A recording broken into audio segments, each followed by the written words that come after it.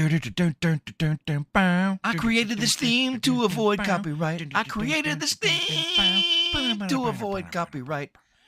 I created this theme to avoid copyright. Welcome to Grandpa's World. Whoop. There I am. And wait, I brought somebody with me. And where? Oh, here he is. Boom. There he is. Big All right, Murr. man. Look at He my was lost in joystick the. in Yeah, he my was lost beautiful in big the. frame. I was stuck in the lobby, man. I was Yeah, jamming out to that theme song is what I was doing, man. he was in the green room eating gummies. Eating honey mustard Honey flavored mustard. pretzels, man. Had to get my groove on before the show. Yeah, I am completely sober tonight, so I you're don't know if that's sober. except I was going to talk to you. I kind of got not an offer, but an opportunity to be a affiliate, kind of like what the old days with W Energy. Uh, but I don't know if you or the Backwoods Boys, or anybody else I'm affiliated with would want to do this.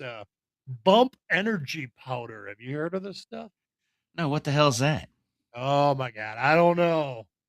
It's gonna make me sound weird if I start talking about it. Okay, Bump Energy Powder, right, Mm-hmm. is the first snortable caffeine supplement. You put it up your nose, right? Okay.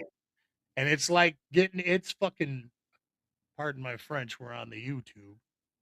It's super, it's like getting a cup of coffee straight to your brain instantly. And it's super Ah. clean. You don't get jittery. You don't get nothing. It's friggin' great.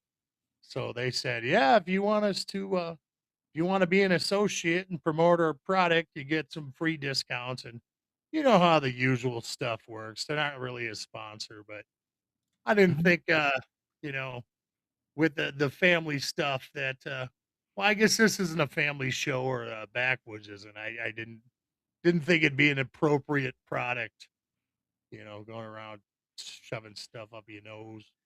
I mean, if it's perfectly legal, I Totally mean, legal.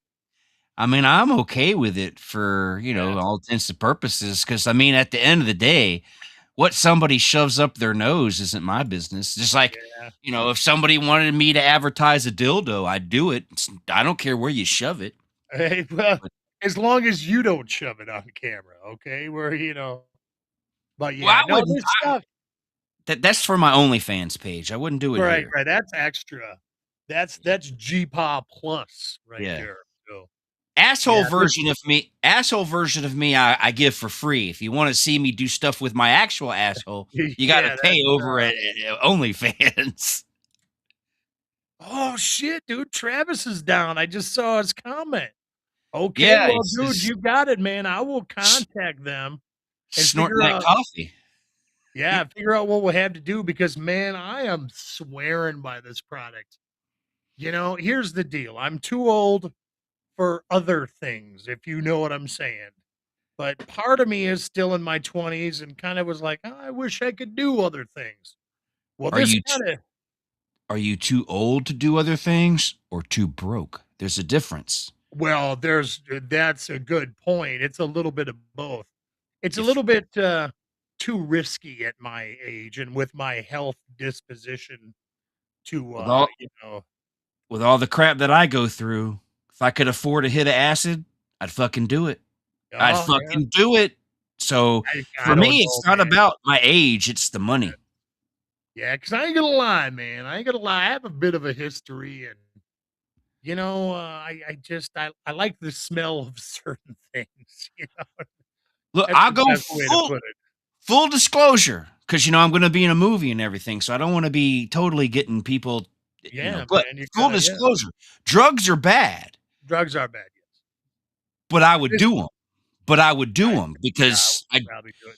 I mean, I drink sodas, I eat chips. What difference does it make? I listen Like, to Kid Rock. I don't do anything that's good for me. I don't. right. And so this stuff, man, dude, I'm not gonna lie, dude. It's super cheap. It's like $10 will last you. 9 days, and it's like basically getting about probably 4 or 5 cups of coffee a day. And then, it's cheap, it's affordable. It's way better than like drinking an energy drink or something like that. You know, like if you slam a Monster and you got all that other crap in there and you kind of feel like garbage and you crash out. There's none of that. It's pretty miraculous. I really stand by the product quite a bit. I would do it. I don't have a problem with it. You Well, know, next time you hop on over, I'll let you do. I'll give you a bump ski. as long as I don't have to bump it off your cock, I'll be cool. Don't make me No, snort it off. I prefer the ass, or like the RFK way. I just put some on the toilet Put on the seat. toilet seat. Yeah, Yeah, because I just bust it out. back when I was in high school, all the girls did it off your schlong. Oh yeah. So, See, well, back in my party days, this only happened once, but it happened. I got to do it off a girl's behind, and I mean that story has lasted with me for 20 some odd years. So I was very proud of that moment, but not proud at the same time. yeah, So I did have a girl one time. We were laying in bed and we were doing stuff. She goes, "I'd like to snort some coke off your dick." I said, "That would be cool." She goes, "But I won't get high enough." I was like, there you go. Yeah, I was gonna say the same thing, man. You might she be broke able to my do a heart. gummer on mine, but that's about it. Don't I, get your hopes up. so I was watching. I want to ask your opinion. Yeah. I was watching a video the other night on YouTube, and it was about it was a crime. It was a crime, one of those crime shows. But it was Right. hard to understand because they were beeping everything. Do you think society is too soft when you can't use words that you can use on the news? Like, why can't you say murderer or rapist or Right. Like, sex offenders? Like, why do you have to beep everything? I don't get it either. It bugs me. It bugs me on YouTube because and I know we're probably gonna get flagged. We're on YouTube right now, but they don't care about us enough. My thing, man, is they start using other words. Like now they say grape or they say unalived. And it Right, feels so unnatural when they say that. It actually puts more emphasis on the act and the meaning. You know what I'm saying? Like it seems to make right, it worse. Like, it's an unfortunate thing that kind of shit happens in the world, but it does happen, and people need to be able to just discuss it and talk about it. Now, if you're out there promoting it, if you're right. on YouTube saying you want to grape somebody or you want to unalive somebody or whatever, then yeah, that shit needs to be shut down. But when you're having a discussion, like about uh, um, a documentary or something like that, or you're talking about the Epstein creeps, yeah, you Right. should be able to use that stuff. That's what I was thinking because I was watching this video and it was about a woman who I can't remember what it was about, but it had to do with it was an autistic child had got loose. Not loose. Well, I mean, when I say I have an autistic grandson, but when I say loose, it sounds like you kept them captivity. But with Right, right. autistic children, they don't know fear, so you got to make sure you got to keep your Uh, eye on them. You I've got to have seen them, man. yeah, I've seen little Kirkwood, man. you got to have bells on the doors and everything. But an autistic girl got away. I say loose, but Yeah, she got got away. away. Yeah, that's She got fine. away and she ran down US 41 in Florida to a truck to a tow yard. And she's fine, and everything. But when they were talking about it, and they went to the woman's apartment, and the police footage were talking, the cam, they were talking to each other about all the stuff they found in the apartment, and everything was blank, blank, blank, blank. And then they were talking. It's like I understand them weeding out names of the kids and whatnot, but it's like, okay, so you found crack in the bathroom. Just say you found crack in it. They were beeping out everything, and it's like, why? At what point do you like? I'm just not going to make this video. Like, you know what I Yeah, mean? like if it's all gonna be bleeped out, because your Right. mind is gonna throw in shit that's probably way worse than what they're talking about, and Right. Right. There's a So it's lot like, of bullshit. but I've been having a lot of problems lately with people on the internet giving me shit about stuff. So I want to set the record straight so it'll be forever, in doubt here because I know I talk about both sides all the time. But I want everybody to understand I am what they call an anarchist Right. because I don't like the government. And if somebody could make a magical button that made all the politicians disappear, I would build said button. I think Because they're doing that right now with AI. I think that's what they want to go to. if And you you know look, what? I'm kind of fine with it, to be honest, dude. because we live in a society. Look, listen to how stupid this sounds. We live in a society where we go to work and make money, and it's called income. Well, they tax our income. Cool. I go out and buy stuff on set with my taxed income, and I buy something.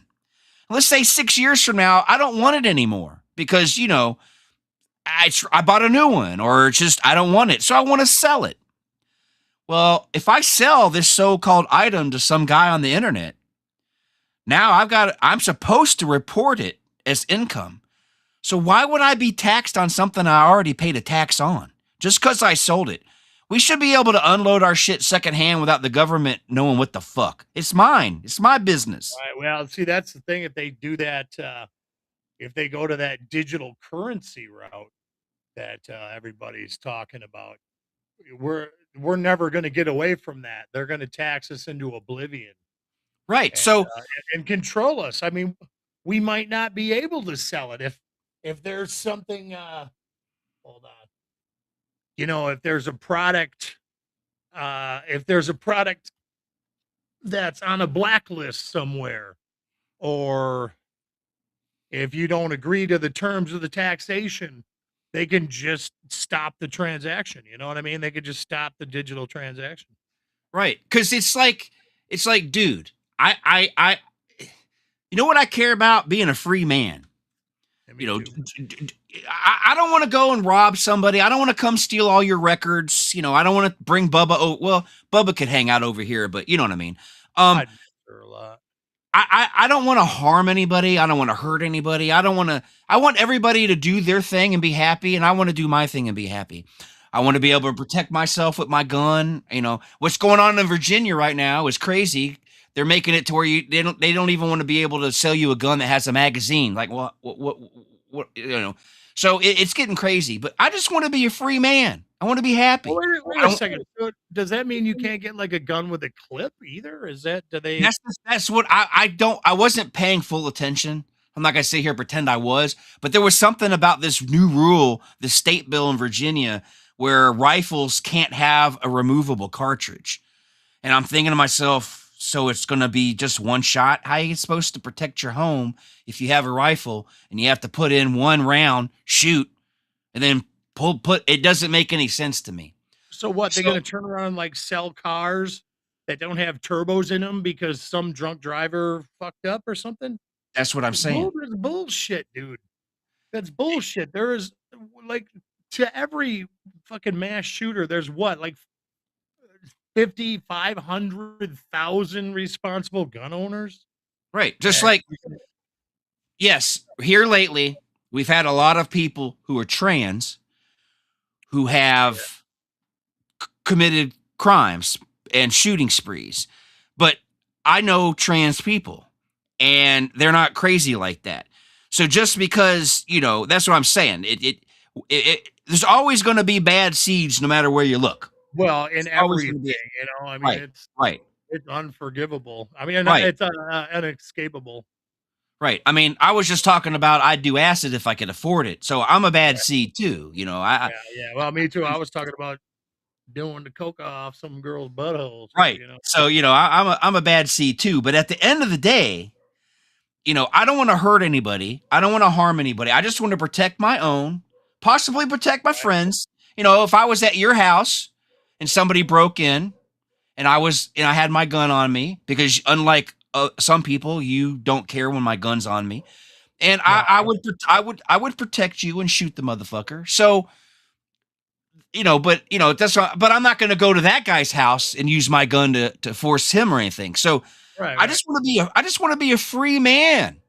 and not be taxed to death, and it's stuck eating tuna and ramen all the time because I have to give money to Venezuela and Yeah, Israel and or fucking Somalia or some right. bullshit. It's like, dude, like I just really wish people would just let us be free, and then but yet this is why I don't really have a lot of friends on both sides because I got my liberal friends who don't like that I'm such a crazy gun toter, and then I got my Republican friends who don't like some of my left leaning views, and it hurts sometimes. It hurts, but it's Yeah, okay because I'm a juggalo, so I'm okay with that. right. You know what I Me mean? too. Yeah. I'm pretty much right down the middle. I try to stay even, but I had a good one today. I had a real good laugh. I couldn't believe what I was reading, right? Well, U2 dropped a new EP today, right? And Hmm. it's all about going against the ICE raids and Renee Good and all this stuff, right? Well, I said, hey, that's cool. I can hear the suckage already. Like just making a comment because Bono's a pretentious piece of shit. I Right. love Octoon Baby though. I mean, I'm gonna go on record and say that. Not a big Bono fan, but you give me Octoon Baby, that record's a masterpiece. But anyway, I don't like these stars like Springsteen and U2 jumping on this whole, we're fascists for enforcing the border or whatever the fuck you want. Well, this girl gets on and she starts calling me a white supremacist racist Really? Wow. because I didn't like U2 because I said their music was gonna suck. And she's like, yeah, it only sucks to neo-Nazi white supremacist piece of shit like you. And I was like, holy shit, here we go with one of these fuckers. All barking the same script. I'm like, yeah, not liking U2 shit music is racist. Yeah, fuck off. I'm not a fan of U2 personally, but that's where I like, this is there's a certain generation out there or a group of people, either way you want to word it, who have to that you have to like the person and like what they're saying, Yeah, to like separate the music from the artist. I right. get it. Or And that's even just kind of even with where I'm actors, at. even with actors, there's Yeah. actors that say stuff that I'm like, what the hell? I don't like Yeah, I mean, everything Kid Rock says, but I I'll still fucking watch a Kevin Spacey movie, I mean, right, yeah, K-Pax, dude, but you yeah, know, fucking I Seven just the whole bit, I mean, I kind of feel bad I mean, I guess he was a creeper, I mean, so I'm not supposed to feel bad, but I'll still watch his movies, man, I mean, it sucks. But right. like with I you just too, yeah, I mean, I don't like any of their newer stuff, but I got Joshua Tree on vinyl and I got I'm desperately looking for Octoon Baby on vinyl, you know. just like with Dude, the right? like Yeah, we were dude, like talking what like he said, not liking yeah, Grandpa's World is fucking racist. just Racist. like just like we were talking yesterday. Me and you we're juggalos, but it just seems over the years that at least Violent J's comes off as kind of soft these days. You know what I He's mean?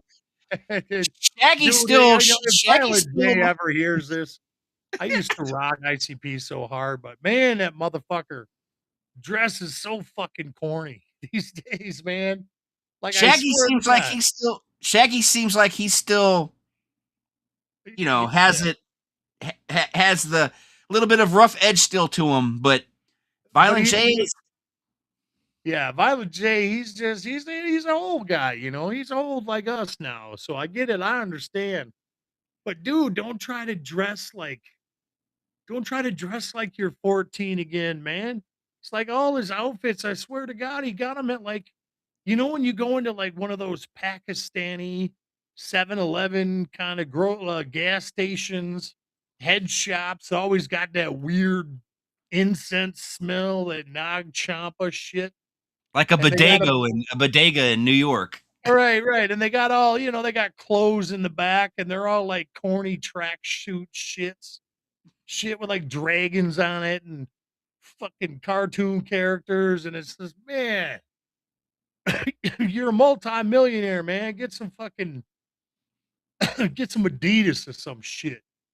You're gonna try to do the tracksuit thing, and or whatever you're trying to do. But I still love them. Music's Oh yeah, kind I of s- cool. yeah, I still yeah, I'm still down with the clowns. I just think, they're I but still that's my point. I'm not afraid to admit things. Because I swear sometimes people will say stuff just to not get ridiculed. And it's like, you yeah, know, yeah. like I listen I don't understand the hate for Nickelback.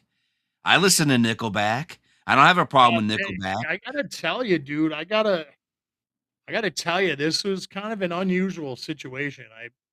I went to a Nickelback concert at a pretty big. I'm not gonna say a stadium, but it was like a big arena kind of Was thing. it It was in an outdoor arena at Alpine. Oh, okay. I know. And I'm familiar with that. I've been there. I saw Kiss and stuff there. Yeah. awesome. Well, dude, I was very intoxicated. Me and Harvey, and I mean, we're talking a level of intoxication that probably should not be tried by mere mortals. We were fucking wasted. Oh my lord. How'd y'all get home? Harvey, he's a fucking I don't want to advocate that kind of behavior, but I will tell you this right now, that man Harvey is the best drunk driver I've ever, and I don't want to say that. I mean, cuz he doesn't do it now. He hasn't drank for years. We're talking folks that are listening. This is 25 odd years ago, man, if not more. But me and him have been on some wild adventures. Wild adventures. So I think he was a little bit less than I was because I was really messed up. But getting back to the story, it was Stained and Nickelback. And Stained, man, I've seen those dudes so many times. I think they're a bunch of whiny bitches. But Nickelback, I had written those guys off like, oh, this is crap. I got these tickets for free. Right. Nickelback's a joke. Nickelback fucking smoked. They were so good live. I couldn't believe what I was seeing. Like their stage show and the TV screens, what they had going on, and the fucking lasers and everything, and they sounded amazing. And you could tell it wasn't backup tracks or anything. It was the band playing full out. So, I don't how do I say it? I don't go out and sing songs of praises to Nickelback, but I'm gonna give them the respect when it's brought up. Right. I just everybody hates on him, and it's like I got to tell my wife. Sometimes I think it's just people Yeah, I do. being being being Just yeah, just to say it, like there's no right. reason for their hatred, Right. But Well, I had to create this. I'm going to leave it here on the side here for next time, just so everybody knows. We talk about drugs, we talk about booze, but not we at GTN and Rabbit and Red don't condone all that's said tonight. We may bring something up, doesn't mean we condone it. yeah, and with me, I'm kind of a little bit of a loose cannon, and sometimes I don't know what the hell I'm talking about, and it's very like hard for me to be censored and well reserved on the internet. So if I start bringing up topics that are all fucked up, I apologize. Right. But I'm a weird guy. I'm I slightly too. I'm slightly a psychopath. So I think you're all right, though. I think I'd only say slightly, man. I think yeah, Bubba likes me, so that's all that yes, matters. yeah. Bubba thinks you're pretty good, so I'll She I'll use that as a judge of character. I when I got some came to friends that she don't like. I think it's because they're loud. when They're I when really I good people, but they're loud. when I came and brought those records, you were not in the room at the time, and she was just a whining and just a happy to see me. Should have seen her on the Oh yeah, floor, just all woohoo, and just wouldn't leave me alone. She loves yeah. me, so She does, man. She knows you're coming over and all that stuff. So that's pretty good, man. So yeah, Well, so as long as she likes me, that's all that matters. that's all there's matter. That's all that matters. Now, I think we should get on to one of the Yes. topics of the night that we were going to discuss. Yes, I want to Batman. discuss Predator Badlands. Yes. Because leading up to me seeing it, hell, leading up to it being in the theaters, all I heard was such hateful things for it. For a movie that hadn't seen the light of day, for a movie that had only been seen in a trailer, everybody was hating on it. So tore it up. So I had to go into the movie with an open mind, which I usually go into everything with an open mind because, you know, I'm the Mia Khalifa of going into movies. I'm always open. And I want to say that I was surprised how much I loved it. I'm going to say that before we get into all the details, I loved it. I'm not sorry. I loved it.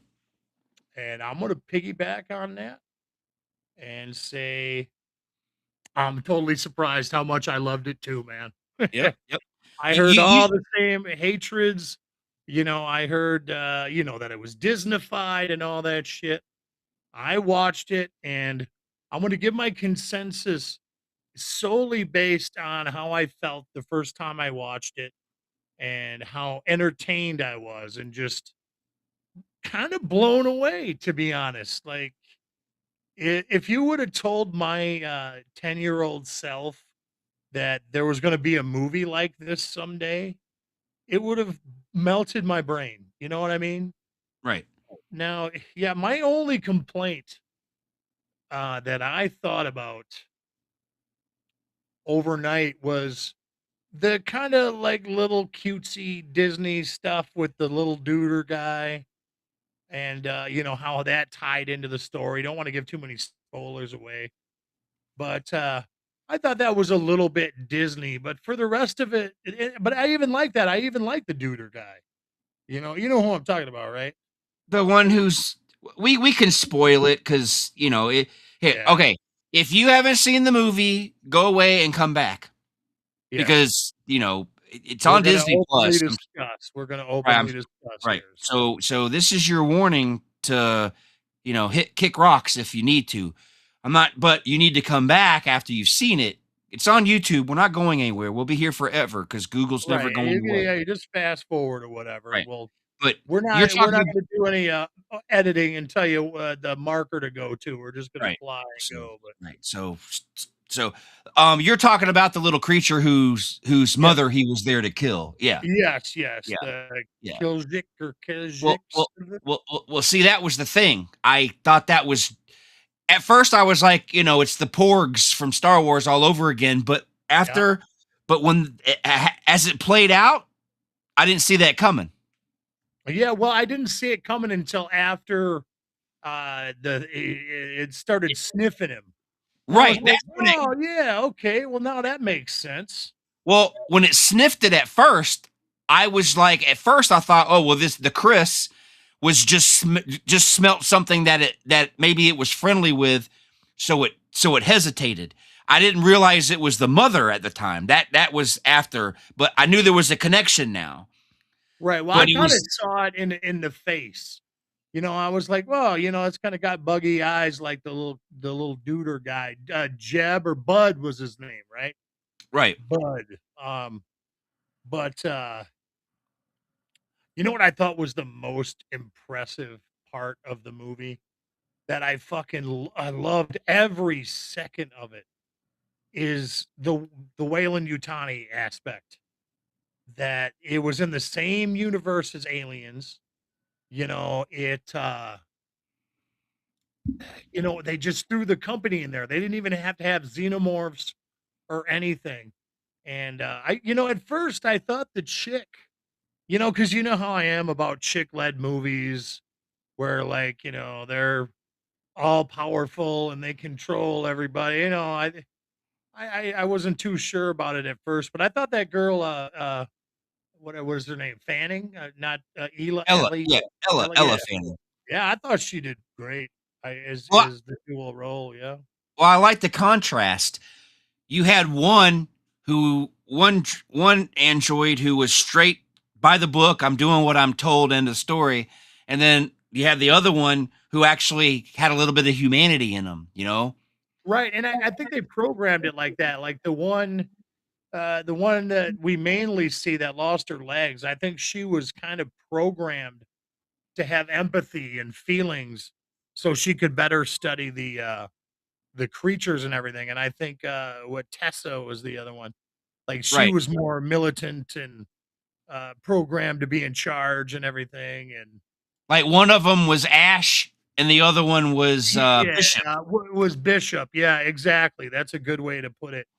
But I love that whole aspect that they expanded the lore of the company and aliens.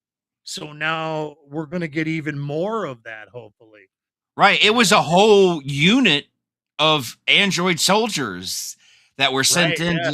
and it kind of tied in a little bit with what was going on in Alien. Uh, uh, uh Isolation. no, the one the TV show, Alien Alien Earth. Earth. Yeah. Yeah. It Yeah. was Yeah. Yeah. Alien Earth. Yeah. it was a ship that had androids going around collecting samples for Weyland Yutani for military use. So it kind of fit. And now, Yeah. where it Yeah. is in the timeline, I don't know, because Yeah. Alien See, Earth that's was where set I was kind of a little rough. And I was like, where does this fall? And I know it's got to be after Aliens right. because the front loader, the loader that Ellie Tessa had at the end, that Right. was far more advanced than the front loader in Aliens. Right. So, And Mother seemed way more advanced too. oh yeah, Mother and the whole screens and all that stuff. And Yeah. the movie looked fantastic. At first, that was like the first couple minutes where the two predators were fighting and all that. I was like, oh shit, this is going to be a kind of a CGI mess with stuff bouncing around. But then when it got going, I didn't mind it at all. I usually that's kind of stuff bothers me. I thought it looked fantastic, and for being a fantasy movie, yeah, I really dug it. And It was I know a lot of people were hating on it because it was PG-13, but it didn't need to be ultraviolet with tons of no, blood. it was violent enough for the situation. Like the other Predator movies, they were R because he was hunting people and tearing out their Right. spines and cutting off shit. And this was, he was hunting animals and environmental things. And of course, there's a violence at the end with the predators, but it just I loved it, man. I was really impressed the whole Right. time And it I'm was like, watching. I was like, wow, this is way better than I expected. I mean, That go ahead. it, it wasn't as okay. It wasn't as good as the first one. Obviously, the first one's always going to hold that spot for you. But I thought it was better than part two. It was Yeah, definitely better. It was definitely better than the Alien versus Predator films. I don't even count those, dude. I can't count them.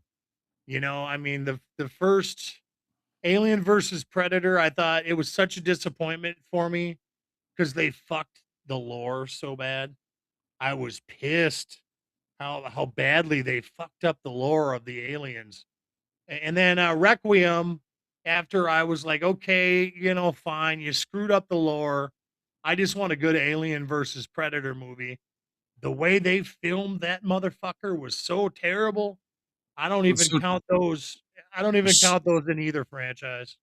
Requiem was so dark you couldn't see I know shit. that's what I'm saying. It was so dark, and it's like you saw the promo shots of what they look like, right? And the costumes they made and how good they looked.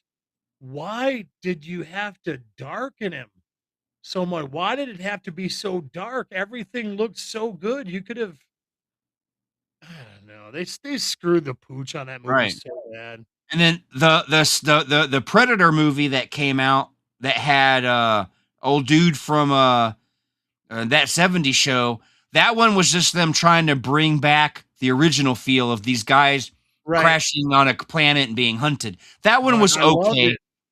I loved was it. I okay. love Predators. But The that new one, the one that had Gary Busey's kid in it was shit. I didn't like it. that was crap, man. I was so excited to see that. I dragged my old man. Me and Pops went and saw the Predator at the movie theater, and I was like, man, this shit sucks, dude. And I was excited because old boy wrote it. What's Right. what's that guy's name? The dude that was actually in the first Predator. The guy with the glasses, the nerdy Yeah, guy. what's his Yeah, I fucking can't I name, can't man? I can't remember his name.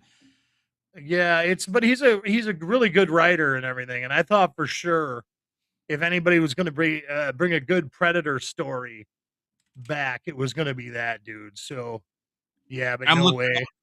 I'm looking them up so we don't come Look off as bad. Yeah, we lazy know or our dumbasses here. Ri what is Richard Richard Chaves? nope, Poncho was his name? nope, Is that him? No. nope. Um, It's like Mike or something. was it Hawkins? What was his Shane name? Black? Shane Black. It's Shane Black. Okay, I'm yeah, he 100% played Hawkins. positive it's Shane Black. Yes. Yeah, he put glasses on it. Yeah. So yeah, he It's- that the Predator, that one is my least favorite out of all of them. Now, what did you think of Prey? A lot of people because of course after I watched it, I looked up, what other people were saying about it and different opinions, and a lot of people want to say that Prey was better than this one.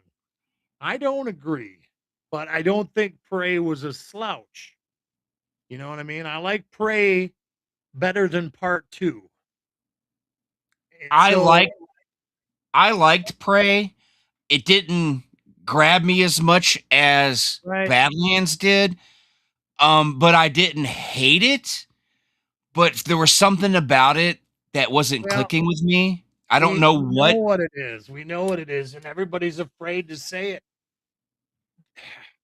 I'm not buying for 1 second that little meek Indian girl could take out a predator. You know what I'm saying? I just don't. You, you don't call me sexist or whatever. I'm not. I'm trying to be realistic here. Like if it would have been set up as a warrior, like a brave, was taking on a predator, like old school Arnold Schwarzenegger style, but back in the fucking day, with arrows and tomahawks and shit, I would have bought it. But they got to push this whole women. You know what I'm saying. I don't want to get us in trouble, but You're gonna get in. You're gonna get in trouble, man. You're gonna get in trouble. I know. I just hate the way that shit's going. It's like that's what every movie is now. That we had Ellen Ripley, and that's awesome, but not every movie has to fucking have an Ellen Ripley. And I'm not saying it has to be a cis white man. No, it can be any dude. It can be an Asian dude or a fucking any race. That's fine. Just give us guys back our shit. I That's think why. Prey. I think Prey would have been more realistic for me if it had been more of a group effort. If it had been not just one Indian, but like 4 or But like the 5 of whole them working, tribe, yeah. right, Like working together, it would have been yeah, that more would have been realistic. fucking cool, man. But But me saying this shit doesn't mean that I don't like Prey. I thought, when I got past the whole like, oh, we got another girl boss situation here. When we got past that, it was a pretty decent movie. It was all right. now, if But it had been, if it had taken place during the Viking times, like the animated one was, yeah, I would believe a female Viking could fuck up a predator because female Vikings were nothing to fuck with. yeah, they were spankers, man. They did some shit. Yeah, My the my animated one I liked quite a bit. I thought that was pretty good. just remember, my Eivor is a woman, so those Viking women can I kick won't some do major it. ass. I won't do it. I won't do it. I recruited one of your guys last night, by the way, just off topic. When I was playing, I finally built my hut for my soldiers, Okay, all right. and it said this one of the troops said Josh Murray. So I don't know if you get a trophy for me doing that, but Oh, I'll have to check. I'm on Origins right now, no. but I cannot But play with a female Eivor. I You'd can't spend do all it. your time. You'd spend the whole time just jerking off to her. That's That's what it probably is. it, man. Well, not with that funky half-shaved hairdo looking shit. I don't know. I'd have I to give like. her a new hairdo. I'm okay playing as a female. I'm playing as the female in Odyssey too. I don't care. Maybe I'm training built inside. I don't know. But Well, see, I like her though. I like the female in Odyssey. I thought she was a pretty cool character. I haven't played it, but there's the part in Valhalla where you fight her and all that, and now, I, wait till you find out who the female. There's a female connection also in Origins. So, oh yeah, I've had it. You play as his old lady. I've done but that. it, I'm but past that. but when it comes to the Predator, um, did you see the animated one? Oh yes. I thought that was tits. I thought that was fucking Yeah, that was awesome. I pretty awesome. loved it. The World War II story at the end was probably my least favorite, but I thought it was pretty well done. The animation style, damn it, I'm not going to dog it because it was pretty fucking awesome, but I wasn't 100%. I wasn't 100% happy with the way they animated the Predators. I can't even describe it. But it's just like when they first rolled the trailers for Badlands, everybody hated the design. But I was always open to the fact that, I don't look like Murr. Murr don't look like Cody. Cody don't look like Travis. So why would there not be different shapes, sizes, and looks to the Predators? So I was there okay could very with it. well be. Yeah, that was my thing too. One thing I had a problem with is I didn't like his hair. I wanted the hair to be like the side thing, like the side locks that They the all other still look, Predator had. I can't help it. Every time I see a Predator, I think they're all Jamaican. I just, Oh yeah, I think that's the way they were just smoking designed. weed, man.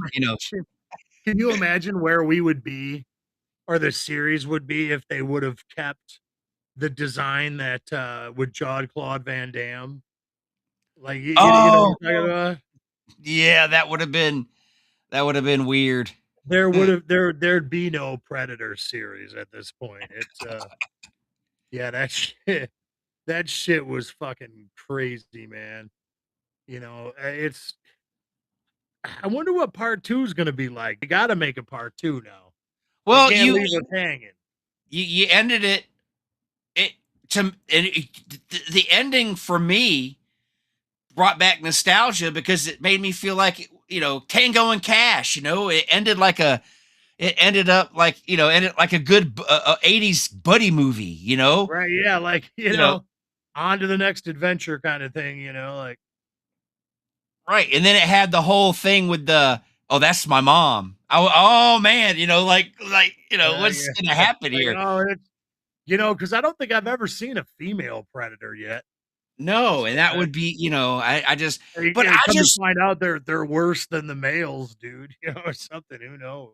it broke my heart when that worm that befriended had to fucking saved his life. Yeah, man. Sacrificed himself for the I kind of laughed a little bit to myself because I was like, man, I feel sorry for a CGI worm.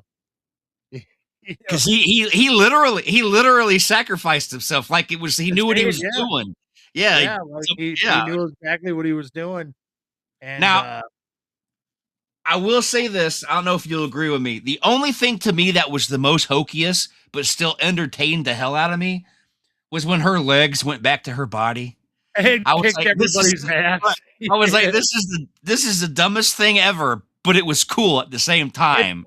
I don't know why it reminded me of like some weird Sam Raimi Evil Dead stuff. I don't know why I was thinking that, but I got a kick out of it. I was like, oh, this is so fucking Because when she was looking for her head and all that stuff, and yeah, so yeah, she's dancing around with no head, trying to this. But it was like, but she was talking to her legs. Like, how does the legs communicate with the head? It was so weird, and I thought it was corny, but it made me laugh. Good at the same time. Yeah, I mean that's why I said there's definitely some corny kind of Disneyfied stuff in there. It's not you cannot compare Badlands to the first Predator. Right. It's a But different animal. It's a different beast altogether. But I'm a weird guy because me personally, I don't mind humor in stuff. I don't like Oh, you gotta forced have a humor. little levity. Yeah, you gotta have a little levity, you know. I don't like when they put it in there and you can feel it was put in there just to put in there. But Yeah, like some that of the was one of Marvel the stuff is that was one of the early Marvel stuff, before phase 1, all the phase 1 stuff. The humor kind of fit. It felt natural. It wasn't until later on more stuff felt forced, but everything felt natural, just like the humor. People go back to Friday the 13th part 6. When they're in her Volkswagen and she's like, "Honey, if I've learned anything, a guy in the woods all by himself." They were making fun of themselves in the movie, yeah, but it it was was kind of meta humor almost, like making right. fun of the situation. And yeah, and I like it. So I do like the fact that Deck, he did seem to have a little bit of a sense of humor for a Oh, Predator. He was some of the shit he said was pretty funny, man. yeah, he told that. I wish I could remember that joke where she goes, "Did you just tell a joke?" I forgot what he said, but it was like I caught it too. I was like, okay, that was good because he. I just like we saw his character. He developed Yeah, his yeah, he character in was front of us. He went from being I just got to kill this thing right. to he actually cared about this robot and he cared about the monster thing. Right, and Hell, I I love the fact that they decided to go for it and to have an actual Predator as the lead. Like you were following his story and right. I like that way better than but he definitely he was a runt. If that's Oh something yeah, that yeah. His brother was bigger. His dad was bigger. His and dad was bigger than his all the brother. other Predators, in Yeah. every other movie were much bigger than him. But that's part of the story is that he was the run to the litter and supposed to be killed and But I and like how they didn't insult our intelligence. right. There was no way he could beat that Chris. He wasn't that kind of a. I'm glad they didn't make him some meta awesome fucking predator who was going to be the future leader of all of them. They still kept him, yeah, he's Yeah, strong, he's powerful, but he's not, yeah, but he's not an asshole. He's a little bit different than the other ones. like he He didn't did beat have his father. empathy. Right. He didn't beat his father per se. He outwitted his father. Yes. Yeah. Because he got him stuck in the trap. His dad was kicking his ass, until he Yeah, got for sure. right. So that's what I'm saying. He was more of a What do you think of that design? the of what The dad. I think he looked badass, man. I think he looked Yeah, with the he fucking looked horns and shit. yeah, and he was all he was built like a fucking brick wall. The dude was cool, you know. Yeah. I thought he and I love how they made it to where, and that's the other thing. It showed the contrast because he ended up caring for other people and created a group with these people, but yet on the other hand his dad was so set in his ways and so cold that he killed his own brother, Yeah, killed his own son. son, yeah. And he But was I gonna like kill the other one. right, but I like how the brother stood his ground. Like I'm a warrior, but it's my brother, man. I gotta. Sometimes you got to protect the runt of the litter. You know what I mean? Right, man. Deck didn't deserve to die, man. He was wanting to fight, man. He was wanting Right. to get to it. And I thought it was a great laid out story. Did it Yep. have its issues? Yes, it did. Yep. But I think it was But it like you said. Go ahead. No, I was just gonna say, but those issues did not affect the enjoyability of the first watch. Right. And Because I, that's a I big mean, thing. I went in open minded, but I'm not gonna lie. I was worried. I was waiting for the shoe to drop and for it. I was waiting for something to come along to ruin the whole thing. Because there's been movies that I've enjoyed, and then boom, oh man, you just ruined the whole movie. Something happens, and it's like, oh, son of a bitch, this movie sucks ass. Right. It never happened, and I was like, that's how I felt with Prey. I have to go back and watch it again, but I remember there was something in Prey that made me go, oh, come on. I don't remember the bear scene. I'm fighting the bear. It might have been. I don't know. I just remember it doing that. Just I was like, and there's been other movies like that. Like I just recently watched Maverick because I was so afraid it was going to be ruined. And did Maverick have its cheesy fucking moments? Of course it did. But it was still fucking good. Yeah, right. That movie, I went in there thinking that shit was going to suck. And it did not. That was, to me, that was like one of the top tier sequels that's been made over the past couple years.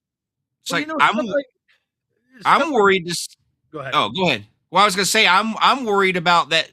I still have to watch the last two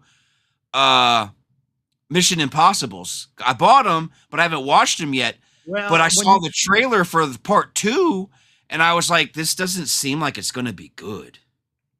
You have to loan me part 2 because I saw part 1 in the theater with my dad.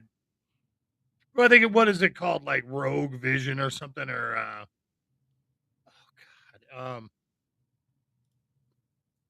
God, I can't remember what the last 2 were called, but the last one got released, and my dad didn't realize that it was the new one, and he thought, well, we already saw that one, and it's I didn't push Dead Reckoning. Dead Reckoning part 1, and then the Final Reckoning is the the Final Reckoning is the one I need to see because I thought Dead Reckoning was pretty good. I like Tom Cruise. I'm not gonna lie. I don't care that he's a Scientologist. I know why he's a Scientologist, but I don't care. I don't care about his. If he wants to believe in space aliens, I'm okay with that. I'm not. I think it's tax evasion.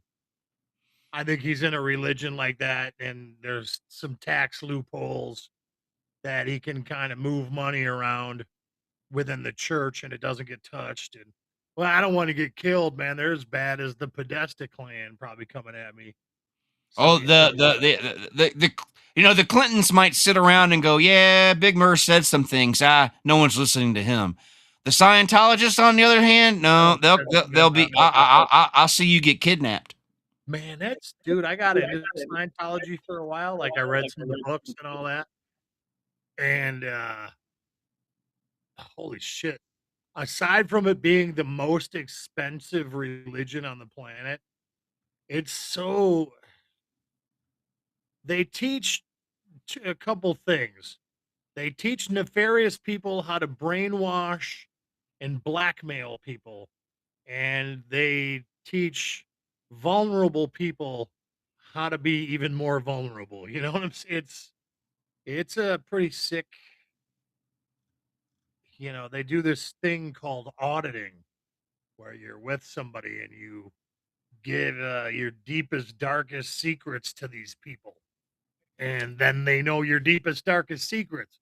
And it's supposed to be that you're cleansing yourself of these things and getting them out in the open. But it also turns out these people know what skeletons you got in the closet. So if you want to go against these people, they're like, we know what you did, in church when you were 9 years old, or you know what I'm saying, whatever it is. But no, I get what you're saying. Yeah. Well, yeah, I love me some Tom Cruise, man. Me and Harvey wrote a song called "Running Like Tom Cruise." I'll have to play that for you. That's. I'm a huge. I think he's one of my. I love Tom Cruise. There hasn't been. I even love this fucking his Jack Reacher shit. Do you know that Jack Reacher shit is unusual? You bring that up because some of you guys, you probably know the story about me and the girl I thought was my daughter and everything, and things Right. got messed up and whatever. Well, after I got better from that stuff, I went and saw Jack Reacher 2, and the whole thing was about him getting in touch with this girl that he didn't know was his daughter, and all this storyline about him trying to protect his daughter that he didn't know he had and everything. And I'm like, wow, this is kind of hitting a little close to home for some odd reason. But so I wasn't a fan of part 2, but I liked part 1. But he's not a good reacher, though. I mean, I love Tom Cruise to death, but he's not compared to the new guy. He's not the best reacher. We'll put it that way. Right. I mean, there were the two movies from Tom Cruise that like I love that really like made me go, this guy is awesome. And it's not one of them's the typical one that most people would figure. The other one is like you went with that one instead of Risky Business. For me, it's always been Top Gun Of course. and then Days of Thunder. Oh yeah, Days of Thunder was pretty good. Being being a Georgia boy, I was a huge NASCAR. NASCAR, yeah. Yes, so I was like, I like Legend myself. Legend is probably not his best work, but it's my favorite one that he did. and old Duvall, rest in peace, was in Days of Thunder. Yeah. Played his pit, yeah. Can't believe he died. Of high octane gasoline in the morning, I guess. Yeah. Well, now, okay, I want, now that we brought that up, I brought it up. Before we get back into Predator, I want to ask you a question. We all get sad when celebrities die. Do you feel differently? I don't want to ask if you're less sad, because sad is sad, but do you feel differently when someone like Duvall dies, who was in their 90s, as opposed when like a James Vanderbeek dies in his 48s? 48. Yeah, of course. Like with Duvall, I wasn't really saddened by Duvall. I more celebrated him because it's like he made it to 95. Right. That's awesome, man. That's awesome. Right. He left a legacy. It wasn't tarnished. He left behind a good deal. But on the other hand of that spectrum, I felt absolutely sad when Gene Hackman died, the way he went out, that was a horrible tragedy. And I was sad for that. He lived a very long life too, but he didn't have a great run at the end, Right. Well, he got that Alzheimer's. It fucked him up.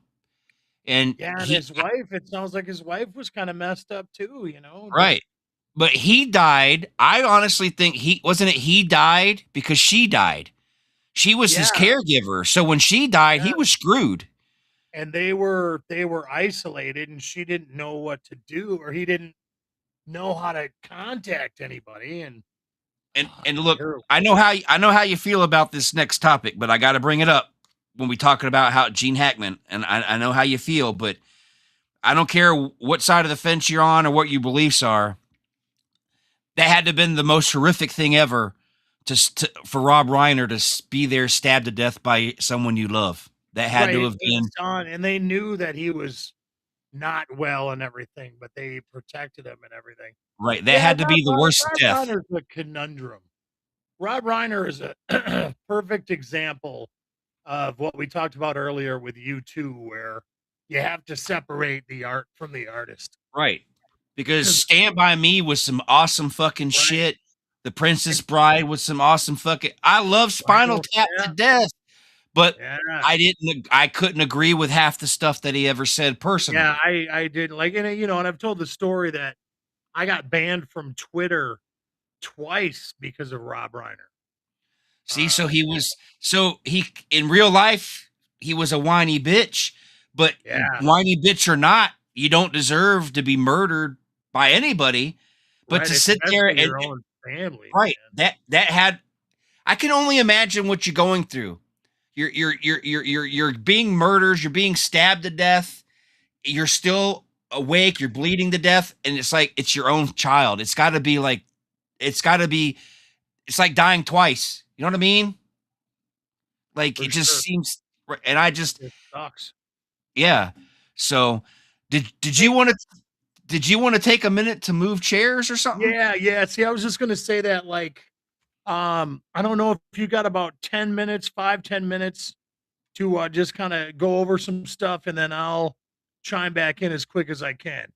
Yeah, you can move, and I'll try to keep these people, whoever it is, Right. watching. Well, yeah, maybe they could even log on or something. But yeah, give me about 5 minutes because it takes a minute for me to get up, but I am in excruciating pain. So Okay, yeah, go I'll get ahead. to the minute. All right, Okay, hold on. Bye. all right, bye. All right, while he moves to another right till he okay, tongue tied.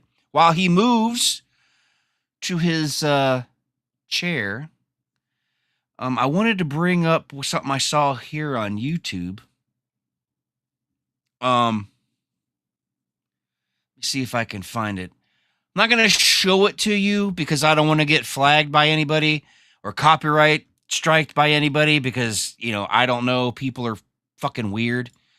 But if you go later on, don't go now because obviously I'm I want you to watch me, and Asmongold doesn't need any more views because he's already got this video I'm about to tell you. It's got 30,000 fucking views, and he's got 1.6 million subscribers. So he can wait until Grandpa's done before you can go to his channel. But he did a video, and it's under his channel, Asmongold Clips, and it's from a Epstein deposition. I don't want to play it. I don't want to get copyrighted. But Les Wexner's attorney whispered in his ear, and you can hear it on the mic. I don't know if it's real, if it's AI, but he says, I'll fucking kill you if you answer another question with more than 5 words. What kind of lawyer does that shit to somebody? I'll kill you. I'll kill you. Strange stuff is afoot. Strange stuff is afoot. I ain't gonna fucking pull no punches. But yeah, can you believe people are, I'm an anarchist, man. I'm an anarchist. Burn it all to the ground. Burn it all to the ground. I don't care. You're taxing me to death. Leave me alone. But anyway, I got to clean my guns. Talking about guns, I got to clean my guns. I haven't cleaned them in a while. I need to go to the range. It's been a while since I've been to the range, too. Yeah, I'm just, for those who I see someone tuned in and tuned out. I guess, looking at my ugly mug was too much for them to stay. I'm just waiting for Big Murr to change locations. He sits too long in that chair, and he gets a tad bit uncomfortable. And what we need to do, we need to get him a tripod. Because he does okay on his phone. What we need to do is get him a tripod so he can sit comfortably in his chair and put his phone in his tripod so he can sit comfortably and do the show. Okay, glad you brought that up. I, for one, am willing to give it a shot. I'm willing to give the Highlander remake a shot. I know things are going to be different. I like Batista. I know a lot of people are on that Batista hate train. I think he's a great actor. Loved him in WWE. And, of course, I like Henry Cavill, however you pronounce his name. I don't know, exactly how because, English isn't my first language. But as it comes to the Highlander remake, I know they're going with the Queen soundtrack, so they've won me over on that. But I think it might be good if the person behind the scenes wrote it, directing it, and the producers themselves. Because as we all know, producers can come in there, the douchebags with the suits, and they make changes that make no sense, and they'll fuck up a movie. They'll fuck up a movie faster than fucking Seika can make you come and fuck it all up. So you need to hope the producers stay out of it. But if the people love the original here and just loved it and really have a love for the original Highlander, this remake could be good. It could be good. I'm gonna give it a chance. I'm gonna give it a chance and see how it goes. But I do have a little bit of faith, only because they're sticking with Queen, which they could have just easily said, it's a new day and age. They could have got Youngblood or somebody to do it, but they're sticking with Queen. So there's that. But yeah, I don't know why everybody hates Batista. Has everything he's done been good? No. But his role in the Blade Runner sequel was fucking spot on, man. It was spot on. So, he's back. There he is. Back, man. I'm in thumbhead mode, but I'm back. So Yeah. Thumb I might. Wars. That's right, man. They call me. I can see myself on stage now, though. So I hate these fucking bifocals, man. Do you got bifocals yet? I will neither confirm nor deny because, I hear you. I understand the implications, but I can't stand it. I had that eye surgery, and my eyes are okay, but they're kind of fucked up for the most part, and I definitely need something to see things close up. I'm going to switch this off here. you're just going to go voice? Is that okay? Yeah, I don't mind talking to an icon. I'm cool as long as I know you're there. But I don't like it that little Bubba's not showing up. Bubba's on the old down here at the bottom. Well, no. Usually when I log off and I go to camera only, Bubba pops up as my icon. Only on StreamYard. StreamYard. Yeah. Yeah. In order for it to show up here, you'd have to create an account for Evu Mux and make it your icon. Right. Yeah. I'll figure that out. Now, what is this Travis is saying? Dave is 10 times better than The Rock. Okay, you weren't here because you were moving, but Cody asked me my thoughts on the Highlander remake, and I said I'm all for it. I think Dave Bautista's a good actor. I don't know why everybody hates on him, and not everything he's done has been a winner, but he's still a good actor. Okay, he's still a good actor. I thought, like I said, his role in Blade Runner just showed you how good of an actor. Yeah, that's crazy because that's the first thing that I was going to go to. Was like, I thought he was excellent in Blade Runner. And that movie where he played one of the Four Horsemen, at Cabin in the Woods or whatever. That was good too. Yeah, and then him is God,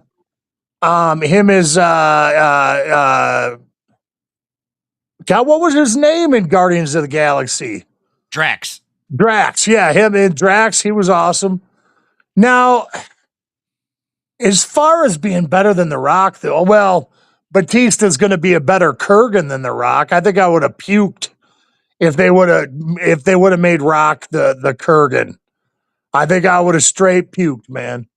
Because I've seen images of Batista as the Kurgan, and it looks goofy, but I don't care about the looks. It's how he portrays it. I do not think he's not going to be as good as Mr. Krabs was. There's just no way. There's no way. The Kurgan and Clancy Brown.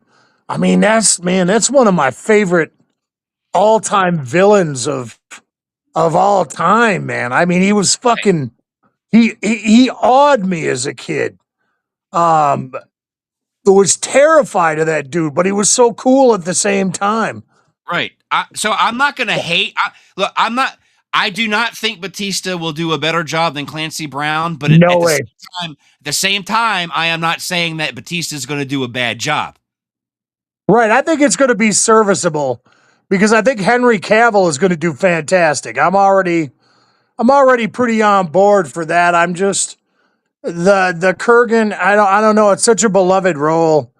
It's going to be, but I can't. Like I told the Backwoods boys, the only person I could think of that might do the Kurgan justice is the guy they got playing Jack Reacher, the big gigantic musclehead guy, and but Batista's fine, Right.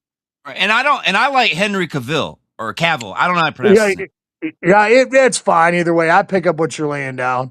I mean, he did a good job. He did a good job on that Netflix show So I think he'd be, I think he's going to do. Look, I'm going to be honest with you. You might hate me. You might hate me in the morning, but I love fucking what's his name? The Highlander guy. Christopher Lambert. Christopher Lambert. I like Christopher Lambert. I love him. I think he's great. I loved him in fucking. He was one of the only things about Mortal Kombat that was any good. But, I loved it. Even though I thought he was wrong for Raiden, he was right for Raiden at the same time. Yeah, dude, I grew up with him, dude. I love him to death. But wait a minute now. I'm gonna say this. You're probably gonna get mad at me, but I love him to death. But he is a very mediocre actor. I could agree with that. You know, like he doesn't do characters. He's the same voice. He acts the same way in every. He's like, he's the same person in everything. Oh, it's Christopher Lambert playing a role. It's he's no Johnny Depp. He doesn't have characters. Kind of like David Carradine, like. Right. David Carradine did do Kung Fu. He was a little bit different, I guess. I'm thinking of what's his face? All right. Everything he does, it's him. He doesn't have. Except for Texas Chainsaw Massacre. That was the only time he actually acted, in my opinion. Yeah, he was. God, I remember thinking he was off the fucking rails when I first saw that movie.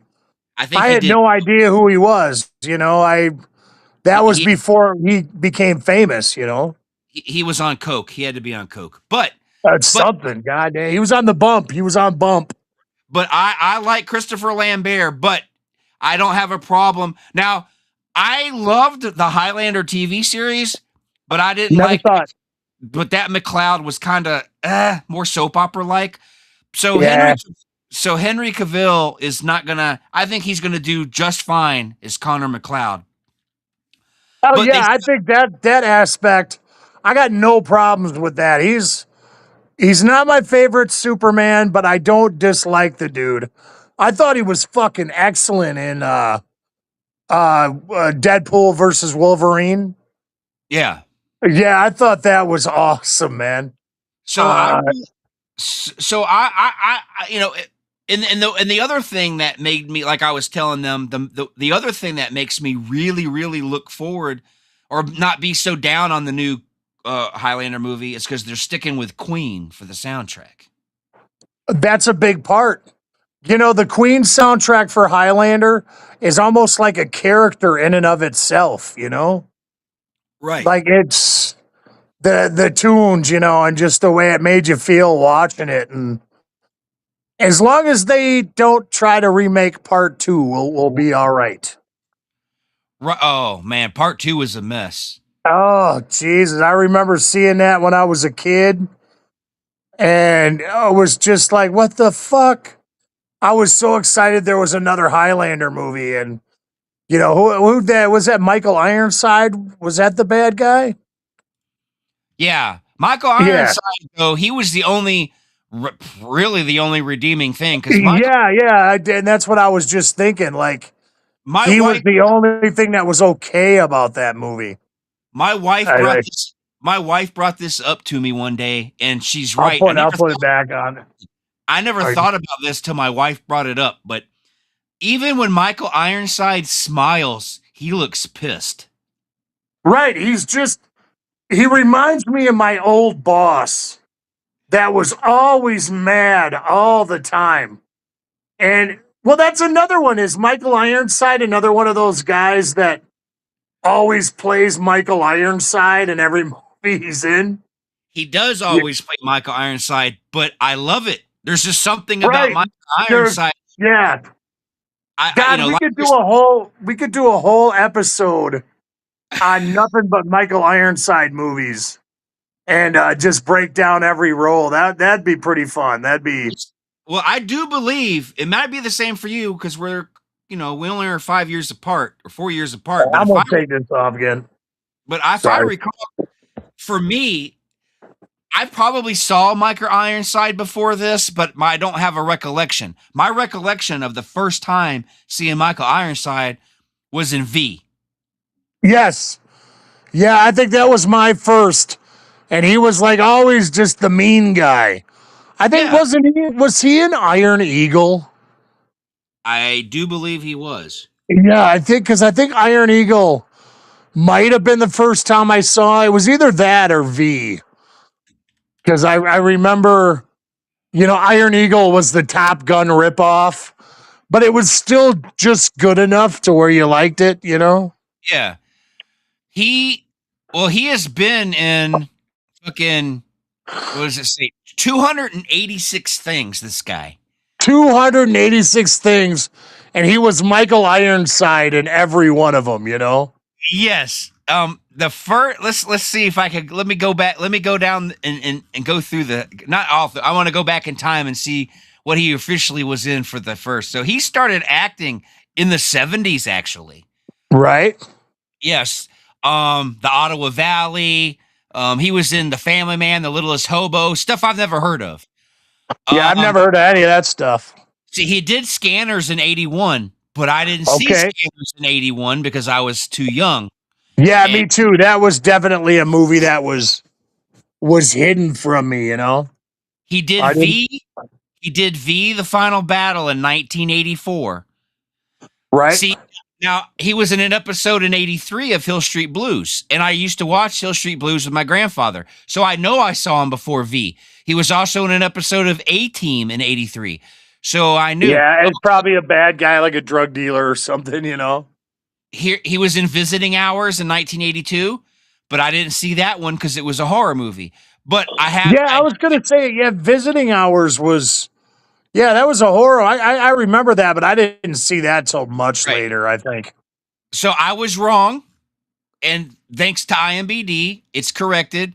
I maybe somewhat corrected. The first thing that I think I saw him in that I remember is V, but he was in a movie that I saw. I just don't know if I saw this movie before or after. As soon as I say the name of the movie, you're going to be like, oh, okay, I remember that movie. He was in a movie called, hold on. It was a movie called Space Hunter, Adventures in the Forbidden Zone. Oh, yeah, dude, that movie fucking rules, dude. Yes, he was in that in 1983. So yes, Space Hunter is probably going to be where I saw him first, man. That movie, oh my God, dude, that Space Hunter and then Metal Storm. Do you remember that movie? Yes. The Destruction of Jared Sin. Like yes. they were, because Space Hunter, is that the guy that had the extendable arm that shot the poison? Or was that Metal Storm? I do believe I think you were right the first time. I gotta watch it, dude. Because Space Hunter, Space Hunter's the one with Molly Ringwald, right?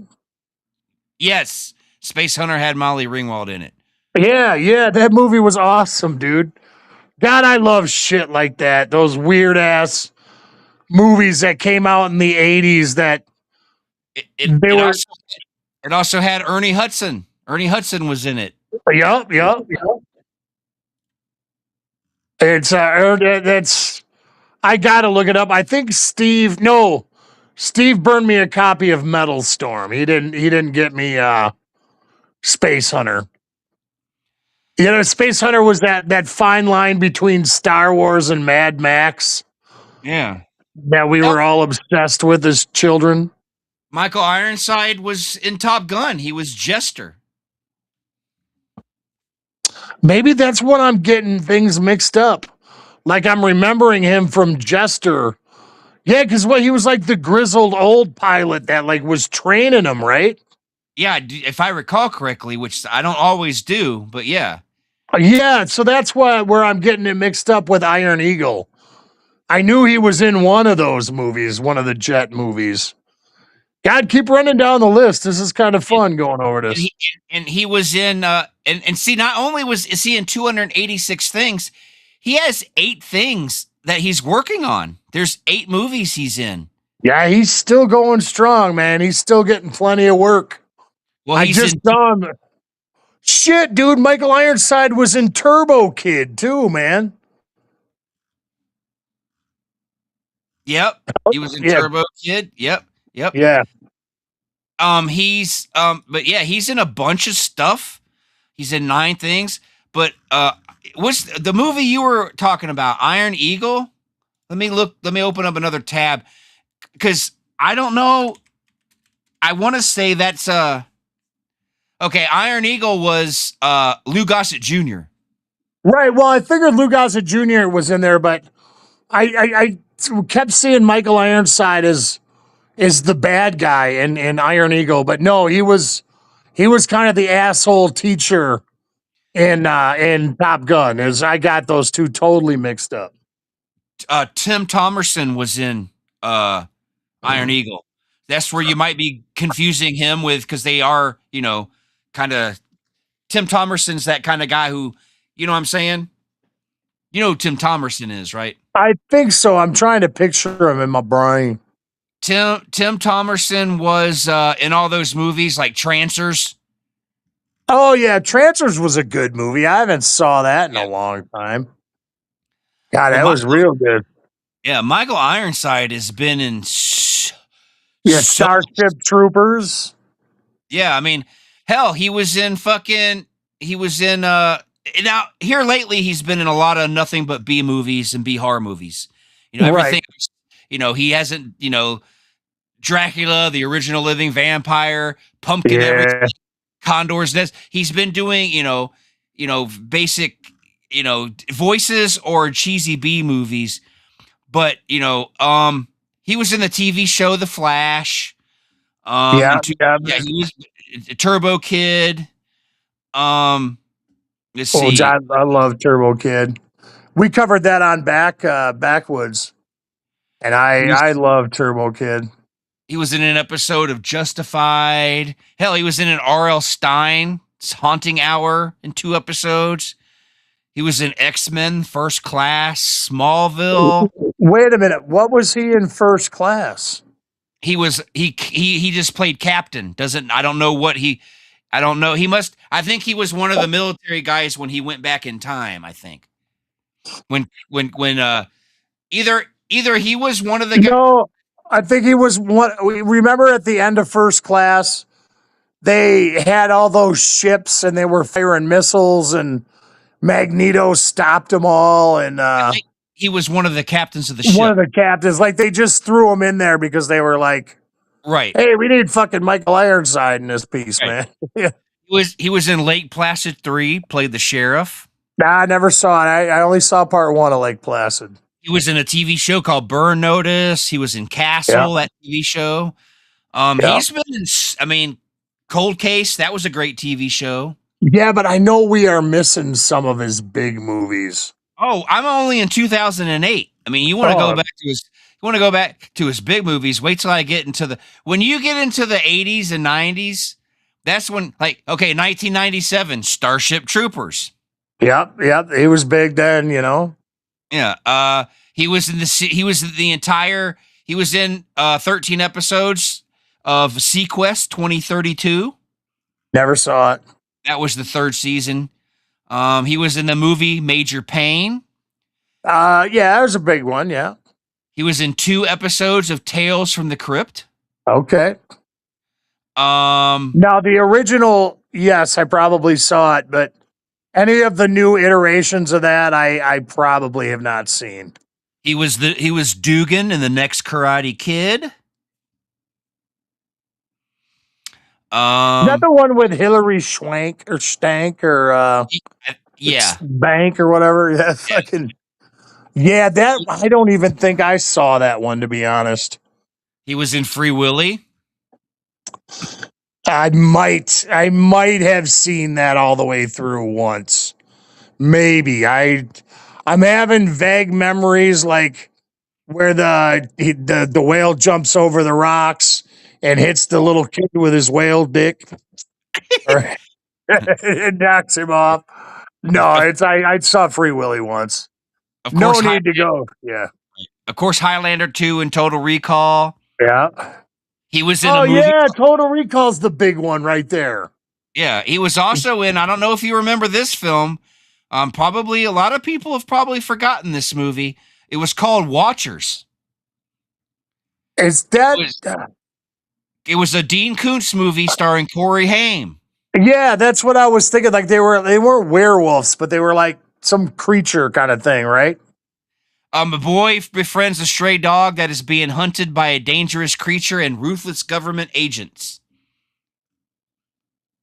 I used to have this movie on VHS. I watched the fuck out of it. Yeah, I remember when it came out because I remember the Dean Koontz book. Dude, I could not read Dean Koontz for some reason. Did you have that problem too? I didn't read books because I had a learning disability, so I wasn't. That's all right. I read comic books. I could read a comic book fine. The only Right. book, the only book that I've ever read in my life, cover to cover, was The Stand, and it took me 2 years. So that'll tell you. It took me a long time with The Stand too, so I got most of the way through it, then had to stop, and then I came back to it, and then put it down, and it was taking up too much of my life, you know. Every waking moment, I was fantasizing about The Stand, and I had to step away. Yeah, I have a hard time reading. So even reading a paragraph, even reading articles on the internet sometimes takes me too long. But I don't want to get too much into that. But no, that's fine, man. I didn't mean to pry or anything, but yeah, Dean Koontz, man, I've tried to read a couple of his books, and I don't know if it's his style or what, but the only one I was ever able to finish was Intensity. I don't know if you remember that. There was I think it was a TV movie that they did, but it was fantastic, man. It was awesome. yeah, I don't remember that one. Oh, yeah, you should look that up. This blows my mind because I didn't know he was in this movie. I saw this movie once, probably in 1988, so I don't remember it. But he played a detective in the film JoJo Dancer, Your Life is Calling. That's the Richard Pryor story. Mm-hmm. I've only seen it once my entire life, so I don't. Yeah. And what I remember most about that movie is like the beginning where you see that Richard Pryor like grew up in a whorehouse and all that kind of stuff. And yeah, it was I only saw it once too when I was a kid. I should probably revisit that. But Space Hunters is coming first. Space Hunter is my that's my thing. And I gotta thank you. I did buy Badlands. They only wanted $9.99 for it, and it was okay. Yeah, it was. They wanted $12.99 up front for the Hulu subscription, and I'm like, no, dude, I'll save $3 and just buy it, you know, and was definitely pleased with the purchase. I was fine with that. I'm still gonna buy it. I'm just gonna wait till I can get it on sale because like I said, Predator. Everybody had me freaked out, and I had to remember I have to fucking think for myself. Well, dude, I'm kind of done with all that. After Tron Ares, I am no longer trusting any of that shit that I hear, and I'm gonna leave reviews and all that alone until I see it for myself. Because man, I went into Tron Ares, right, thinking that was going to be the biggest piece of shit, like a total stupid ass movie, and I watched Tron Ares, and I couldn't for the life of me think why they hated it so much. I mean, I get that everybody hates Jared Leto, but he did not do bad in that movie. The movie looked cool. It had a Tron feel. I thought it was better than the second one for sure. But I don't know. But yeah, so I can't let the internet dictate my feelings anymore. And Badlands is another prime example of see, that's the thing. We're all individual people. Like I told my wife the other day, when it comes to woke movies, I don't know what your definition of woke is or what that guy's definition of woke is. I know what my definition is. So I may be able to tolerate more than other people. So it may not, certain things don't bother me. Like I've said before on many, many occasions, I don't care about gay characters in a movie whatsoever. I care about them, hey, look, this guy's gay. Look, pay attention. This guy's gay. Look, you got to look. He's gay. Look, Yeah, like if he's gay, but it helps drive the story. Where it doesn't become the story.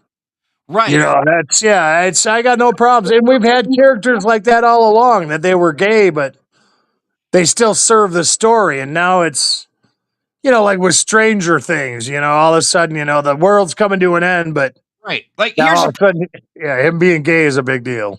here's a prime example of that I've always used as to explain to people. And if they haven't seen it, they can research it on the internet. There was this show on Fox about the Los Angeles County Sheriff's Department. Excuse me. I'm trying to think of the guy, the actor. Hold on, give me a second to look him up because I know I know it was Steven Dorff. So let me. Okay. It was a police show. I've got Steven Dorff up here. And it was on Fox, and me and my wife loved the hell out of this show. It was fucking awesome because he was playing. It was called Deputy. He played Sheriff Bill Hollister. It's a 6.5 rating on IMDb. It was on for only one season. Anybody can look it up. I don't know if it's streaming anywhere. I think it was on for 3 seasons. I guess it's streaming on Netflix. It was a really good fucking show. And I can't. I'm trying to find the. It's not showing me where the episode. Okay, there were only 14 episodes. It was a very good show. I think if anybody can find it, they can watch it. But then if they watch it, they can agree with what I'm about to say. I love the show. It was fucking awesome. Steven Dorff did a great fucking job. It had Brian Van Holt in it, which I'm getting ready to tell you who he is. Brian Van Holt was in Black Hawk Down. He was in this comedy called Cougar Town. He was in a show. He's a great actor. I love him too. But it had this transsexual actor named Bex Taylor Claus. And there were 2 or 3 episodes that focused on the turmoil that this character was going through as a sheriff who's a transsexual. And I thought, okay, I get 1 episode and maybe part of an episode, but there were 3 episodes where they focused on the troubles of being a transsexual sheriff's office deputy. And I was like, this is too much for me. And it was a show on Fox. It was 2020, and I don't think the majority of the public were on board with this, and it bugged them. And that's what killed the show. It was somebody trying to be too progressive, and they killed it. I'm just pushing it too far. The agenda. I mean, and all people should have representation. But Right. when it seems like some people are getting a little bit more representation than is really needed, when it feels like an agenda, that's right. If they were trying to build a character and show the troubles and everything, I get that. But you could have chopped it into small bite size and sprinkled it through the seasons. Right? Yeah, dude, spread it out. Right. You didn't have to do it all in fucking 3 episodes. So, and even my wife, who's very open to that kind of stuff, she was like, "Oh, come on now." But it was, if you take that, like I said, anybody who's like, well, maybe, grandpa's being too much of a little dick or whatever, go watch it. It's called Deputy. I don't know if it's streaming anywhere, but go watch it. You'll be like, okay, that's a good show. But I just think the tranny thing was too much. And like I said, I didn't have a problem with it. So it's a transgender sheriff. I didn't care. But when they focused on it and made it about 3 episodes, and I was like, oh my God, it was too much. And I think that's how it was in Hollywood, man. I mean, Hollywood's been pushing that stuff for a while, like getting it front and center and all, and it just because we live in a world with different people and different things. So when I see a movie, and I see a movie, I don't care that there's black people, Asians, and gay people and trans, because we all live that life. But just like in real life, when I go to the store or I go out, or even when I hang out with people who are trans, they don't focus on trans. They talk to me about movies. They talk to me about music. Yeah, about normal shit. Like it's just Right. Because yeah, they want to be. it's a weird dichotomy. I've only met a couple of trans people, to be honest with you. I mean, I don't know too many of them, but You know my son-in-law. My son-in-law is trans. oh yeah, dude. I still call her a her. Right. Yeah, it's an unusual deal, but she's a very cool. They are a very cool person. I have a hard time with. I have a hard time with the pronoun stuff. I look here. I'm going to tell you, probably going to blow your mind, but I mess up Right. too. I mess up too, but he forgives me. Did he's MAGA. So Well, yeah, okay, all right. That's with yeah. him being, When I met him, he was a really cool person. So with him I being got MAGA, it. he doesn't he wants to be as normal. He wants to live his life as a guy, and that's it. He wants to be happy.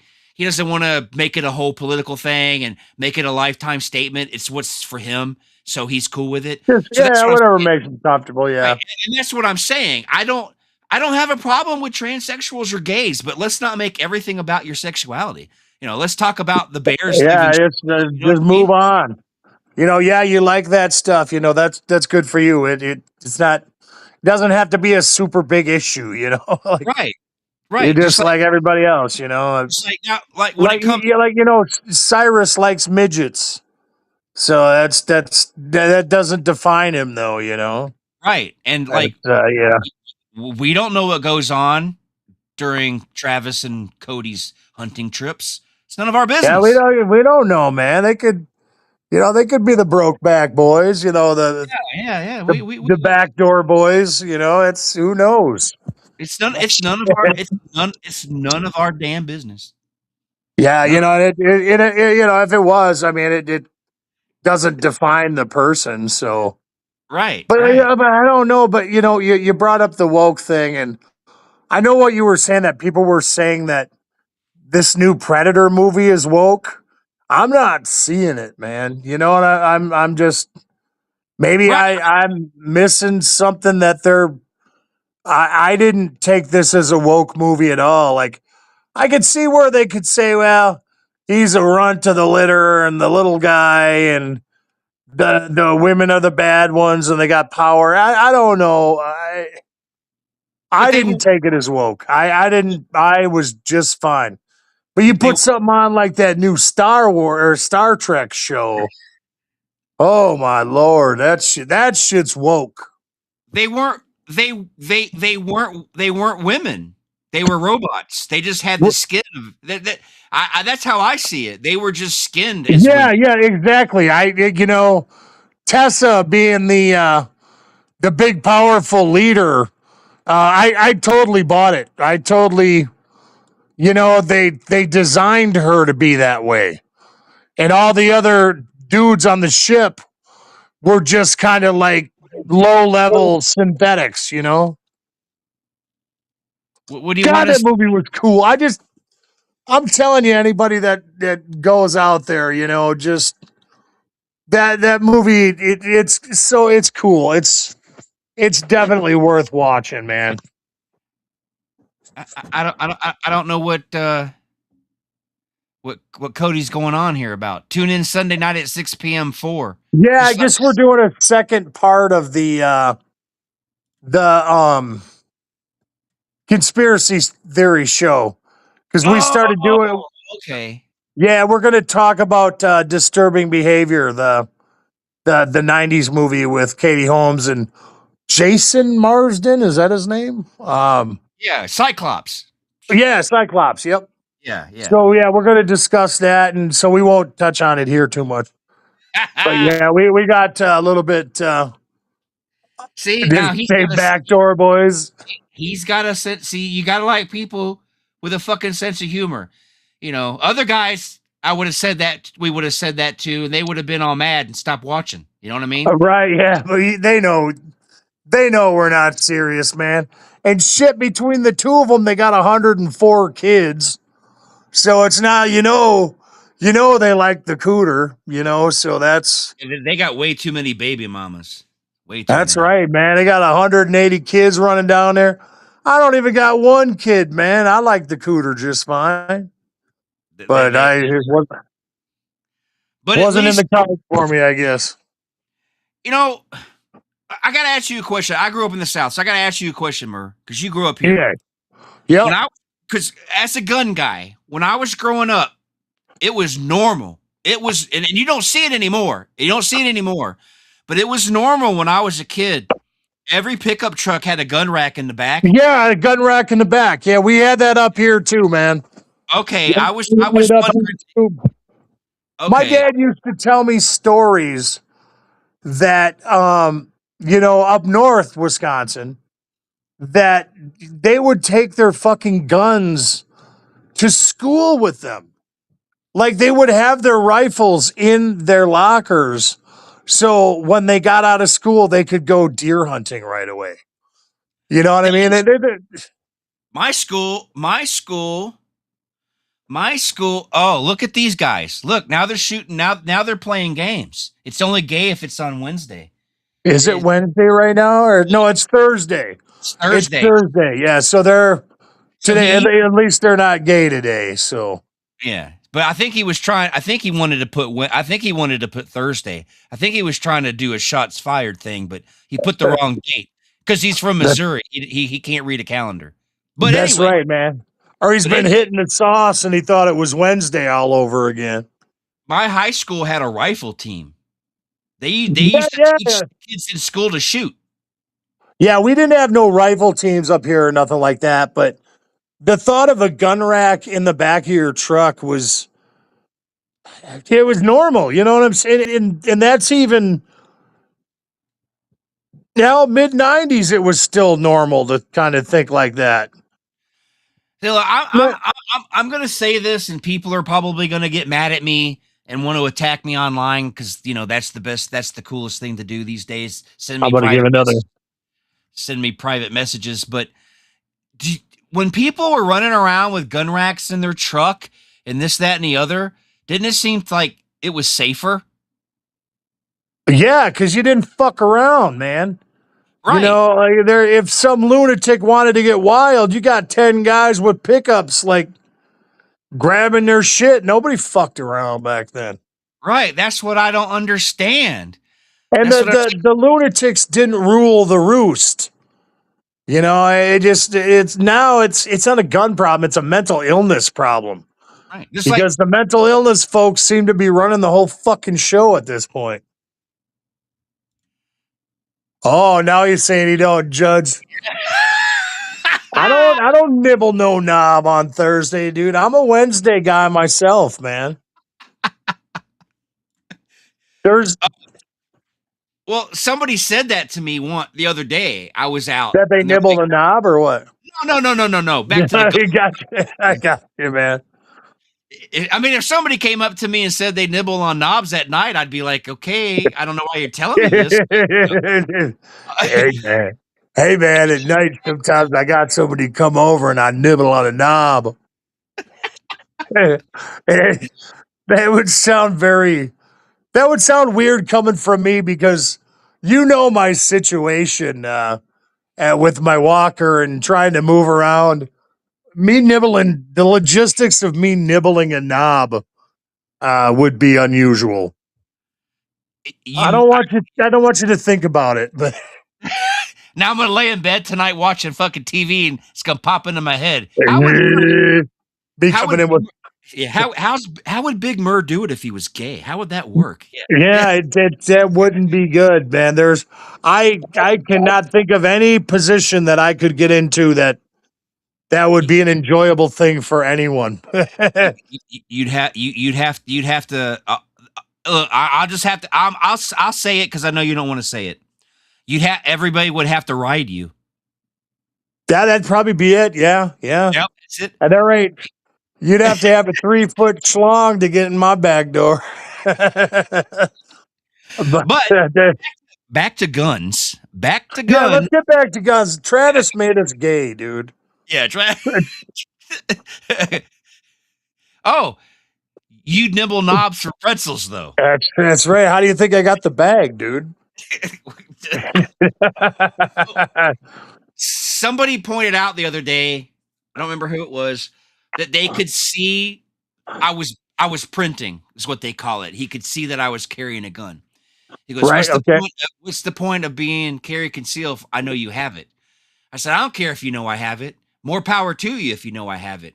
I have a really good holster, so good luck trying to get it from me. But I don't care. Yeah, I don't care if you know I'm carrying. I don't. You're less likely to fuck with me because I'm carrying. yeah, that's one that you don't. Yeah, just stay away from that, dude. And there's too many people out there in this world these days that are getting the real world and the internet mixed up. And you're seeing it quite often that people are going up and talking shit to people and doing dumb shit like you were seeing in Minnesota and all that kind of stuff. And when you're carrying, there's a good chance that those dumb fuckers aren't going to come knocking on your door, Right. I'm a fat fuck. Do you know how Me hard it too, would man. be for me? It would be hard for me to carry in the waistband. My skin would be getting pinched. I'd be fucking Yeah. chafing and scratching. And the next thing you know, I'm reaching down and I'm blowing off my own dick. No, I'd rather Yeah, you don't want to do that, man. You want to stay attached to that as much as you can, man. I may not use it much, but when my wife needs it, I got it. So I like to carry it on the outside on my right hip. Yeah, and that's, I would if I could, man. I want to Now- get like a little 25 and put it in my sock or something. I don't know. I don't get out enough. I definitely need a gun, though. I don't think our neighborhood's pretty safe, knock on wood. I've been here for 20 years and I've only had one incident of anything, crime related that's happened around here. But the way it is these days, I kind of want one just in case.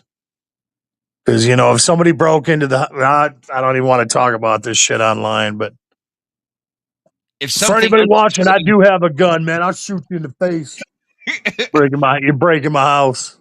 Well, don't forget, my cameras are always watching your house. Oh yeah. I rely on that. That actually gives me comfort.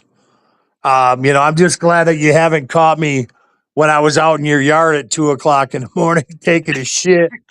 But Like, I don't pay attention, but I see when every nurse comes, every counselor comes, any traffic at your house, I see it. I see the cars. I know when Harv's there. I know. So it's like if somebody was fooling around in your house at late at night, I would be like, wait, this isn't right. So at least you would monitor the situation, Right. So we do live in a very safe neighborhood. It's just I don't trust the people outside of our neighborhood. Right, because you got to admit that over the past probably year or so, there's been a lot of creepers in this neighborhood that, we're kind of like, wait a minute, where are you coming from, Right. Like, the people, we see the same people walk their dogs. I got pretty much everybody in like 2-mile radius always waves at me when they walk by and they're like, hey, Murray, what's going on? But then you get them creeper dudes that you don't know if they're coming from the homeless shelter up there or not. And that's what I was going to say. I hate to be that guy, but we do have a men's shelter around the corner. Right, well, see, you're not being that guy because I'm being that guy with you. Like, I hate thinking like that too, but it's for some of them folks, there is a definite reason why they're in the position they're in.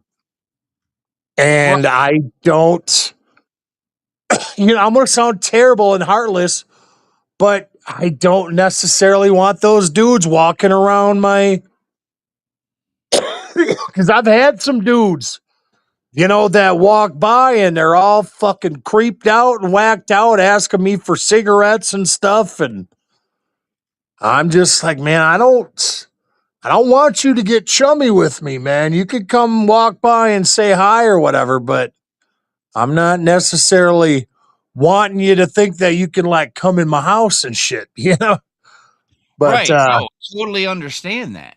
And yeah, that's yeah. and that's why when I leave the house, I'm always, I'm armed.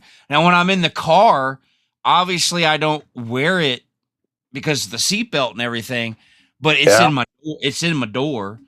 And because I have the whole, obviously because I have the whole I have the permit, so I can, I can have it out, like I can be in the parking lot and take it out of my door and put it in my holster. I'm not breaking no laws because I'm allowed to have it. But and then I also carry, like, as we both know here in Janesville, we're having a turkey problem. And You never know. right, The Janesville attack turkeys. right. They are very real. So I looked it up online because I do my due diligence. According to the DNR, if wildlife attacks you, you do have a right to defend yourself. And if you kill it, the only requirement is you have to notify the police and or DNR that you killed wildlife. Now, I'm not going to shoot one of these turkeys if they attack me because I'm just not that guy. But on top of the gun, I also carry a stun gun. I will stun it. And that'll be the last thing that'll be the last thing, I will stun a I turkey. don't know, Grandpa. I don't know, man. You ever seen these things coming at you? That stunner will freak them out. Oh, and I heard they are tough to kill. I had a buddy that was a wild turkey hunter, and he said they are not very easy to kill. But his thing was he killed them to eat them. So he didn't want to buckshot them in the breast because you're going to be picking buckshot out of your meat. Right. You got to you get a piece of turkey breast, and all of a sudden you're spitting out some buckshot. But he said they're fucking aggressive. And I've seen them, man. We got turkeys all over the place in Janesville. It's weird. It's like a Lloyd Kaufman movie. Like an Attack of the Killer Turkeys. I told you what happened at my parents the other day, right? No, what happened? Well, dude, man, I pulled up with my dad at my parents, and I look in the backyard of the neighbors, and I'm like, is that a fucking peacock? There's two of them? Is that a peacock? And we're looking at it, and we're like, no, that's two turkeys. What the hell? Because they're kind of by the river and the woods down there, but not even. We're talking like 4 or 5 blocks away. Well, get this, man. My dad runs into the house, and I'm sitting out in the car waiting for him. And I look over, and I shit you not, 15 turkeys come walking out my dad's backyard and just walking through the front yard, going across the street like it was a Tom and his whole flock of chicks or whatever. And man, 15 of those just came out of in a residential area. So these things they're creeping on us. They're going to get us, man. Yeah. They're going to friggin' get us. I don't know, man. I don't know. Cody Casino, he might be a good fighting chicken, but these Janesville attack turkeys, man, they have no fear. And we go ahead, finish. No, I mean they're to the point where you've seen those pictures of them walking up and down Main Street, right? Yeah, yeah. Yeah, taking big old dumps on the sidewalk, and they just don't give a shit. No, they don't. They're freaking crazy, man. This second part here, Rousey versus Carano. Oh, yeah. I'm telling you now, they should call this one the beauty versus the beast, because Carano is so fucking hot and Rousey is. It's see, I said it opposite the other day. That I said I liked Rousey better, but in all reality, I'm not really attracted to either of them. I'm sorry. I love meek, intelligent, mousy girls. They drive me absolutely crazy. Um, or more feminine girls, like a Phoebe Cates or you know.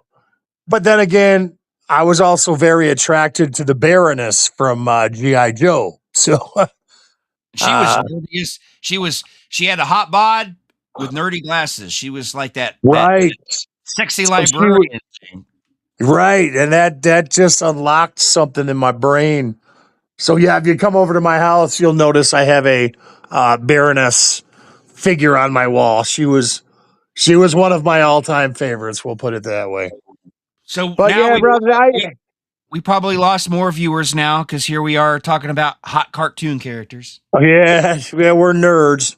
But with the Rousey, Carano fight, or I'm probably saying that wrong, but Carano fight, my heart, I want Carano to win because, more, because she was so cool in the Mandalorian, and I hate the way they fucked her over. Just pisses me off, fucking Disney. You My know, my problems with Rousey are when I first time I saw her in the Expendables, I was like, this bitch can't act. yeah, And I then didn't like that at all. That's partially why I'm making my judgment.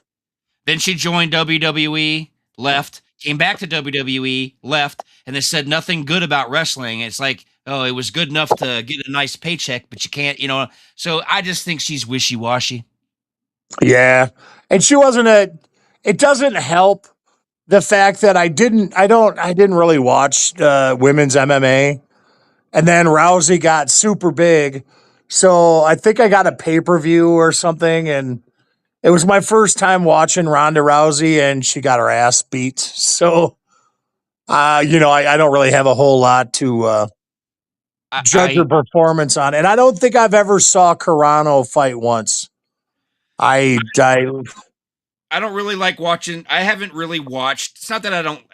I haven't really watched a lot of the female boxing or the female MMA. I don't Yeah, really. I'm just not into it. I'm not. I don't even I, really. I'm not really big into female wrestlers either. I'm not. It's just. I'm not either. Yeah. And some people would say, "Oh, you're gay." Then you like watching big, gigantic, oiled up dudes throw each other around, but you're not. Just the female wrestlers. I just was like, yeah, it's cool. Looking at some TNA and the little skimpy outfits for.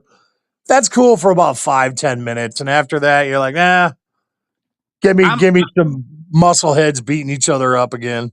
I'm a 70s kid. All right. I like watching big guys that are bigger than life, like superheroes out of a comic book come to life. Yeah, I well, like. that's the thing. They were all like over the top, larger than life superstars. Even the small dudes were superstars. That's why I don't get it with Triple H and all them about how they're running the WWE now. Why is there no big personalities anymore? Is just everybody They're running it into the ground, is what they're doing. They have. right? And it's just is nobody charismatic anymore? Are there no big personalities left out there? They. Or They are just. they playing to their audience that was raised on the iPhone and not they don't have any personalities anymore? I don't know. They just announced today that Night of the Champions is going to be in Saudi Arabia. They keep taking all the shows to Saudi Arabia. It's like That's fucking bullshit, man. That's I'm fucking bullshit. right. I'm pissed WrestleMania's there. Yeah, I can't afford to go to WrestleMania, but if I decided to take out a home loan and go, I can't because I can't go to Saudi Arabia. That's too What expensive. you could get where's Dubai at? Is you can get some Dubai chocolate or something. I can get that at the local gas station for $40. I don't need to go to all. 40. I know we talked about that the other day, but $40 for a candy bar. Jesus Christ, You know man. what? I saw it for 10. Let I me saw ask. it for 10 at may- Festival may- there. Maybe I had it wrong. Let me ask her. Let me ask her real quick. Yeah. Is she out there right now? She's at work. Yeah. Yeah, yeah. If she's there and it's like if it's I say like a lot. If it's a reasonable price, I have some cash over here. I would actually pay for some Dubai chocolate, but not at $40 a pop. I'm gonna ask her. Travis and Cody might pay that much, but I ain't gonna pay that much. Yeah, I'm messaging her now to see if she if she's busy, she won't answer me. But I Yeah, told her we know how it is. I told her I was live so she can oh, here she goes. She's replying. Okay, I was wrong. It's $19.99. I'm still not paying $19.99 for no fucking chocolate bar, dude. There's no way. Now, if I was a billionaire and was rich and it had gold flakes on it, so when I took a dump, it had gold pieces in it, I might Well, come on. do it. If you were rich and you were a millionaire, you'd be eating jerky. Jerky. Oh, yeah, that's special jerky. And yeah, that's yeah, what's that all about, dude? You know, I like me some beef jerky, but I don't get excited about it like that, you know. Like I'm not Dubai chocolate. like, hey grandpa, can you have your wife pick me up some jerky? I need to put 6 bags of jerky in the fridge. What do you think that is, man? I What I don't know what it was code for. I don't really want to know what it was code for. Just saying. do you think I've heard that it was possible code for adrenalized blood. Like you know, the adrenochrome, that it was a code word for adrenochrome. But those guys, it sounds like these billionaires, it sounds like they're not very smart people. Like they all have powerful positions and they're intelligent enough to like make it in the world and deceive everybody. But when you're reading these emails and stuff, it sounds like these guys were kind of dumb. Look, You know, and I'm gonna bring this up, and it's a true fact. There's a big difference between being an intelligent and having wisdom. I should know because when you play D&D, there's 2 separate slots, one for intelligence and one for wisdom. And almost a lot of RPGs separate wisdom from intelligence. So that goes to show you there's a difference between you can be intelligent and not have any wisdom. And I think that's what it is with those guys. They weren't overly intellectual, but they had enough wisdom to be able to manipulate the entire world, you know? I don't know. I think it's the other way around. I think their intelligence, because they're intelligent because they were smart enough to go to school, put all these pieces in place. But if you look at them, they all do dumb shit. They all get caught doing dumb shit. That's not very wise. So I think it's the other way. You're right. You're probably right, man. You're probably right. Because So I've heard a couple of things coming out about Epstein that he wasn't a very. I've heard some people say he was the smartest guy in the room, and I heard other people say it was all an act, like he wasn't really that smart. But I don't know, man. if you watch some of his interviews, he was a cocksure man.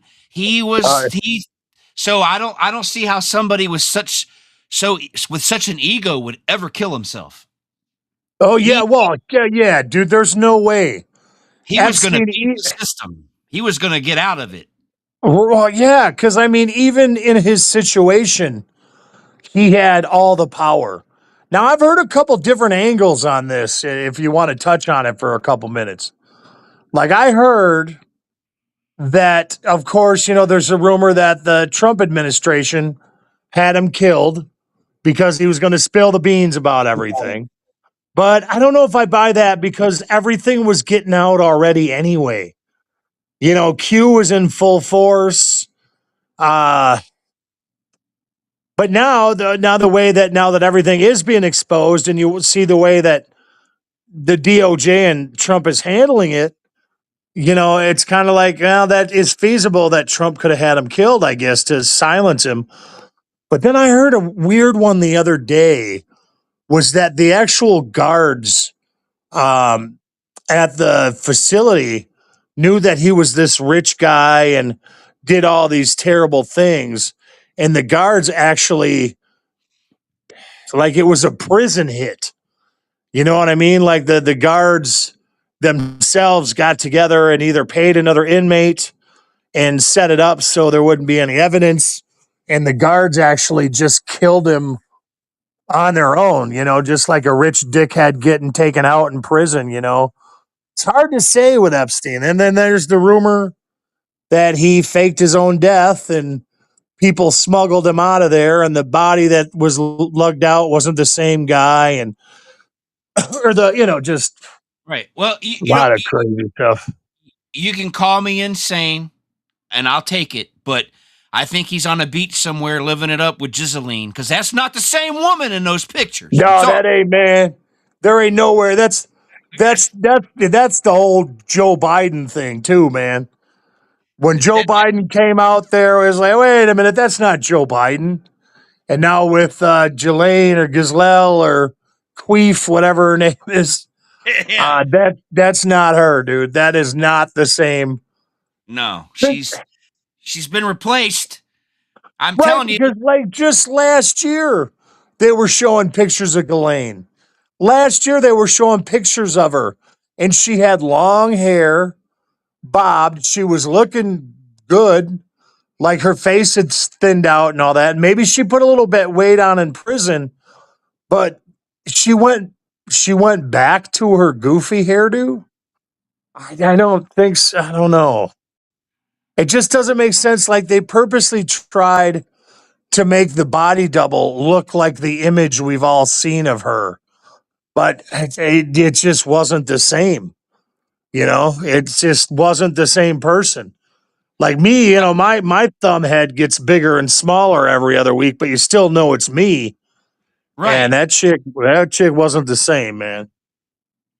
Yeah, I swear that's totally like, and that's the thing that bugs me. She looks so different that you think the government would be a little bit better at fucking, doing a body double. Like, come on now. Saddam did a better job with his body doubles.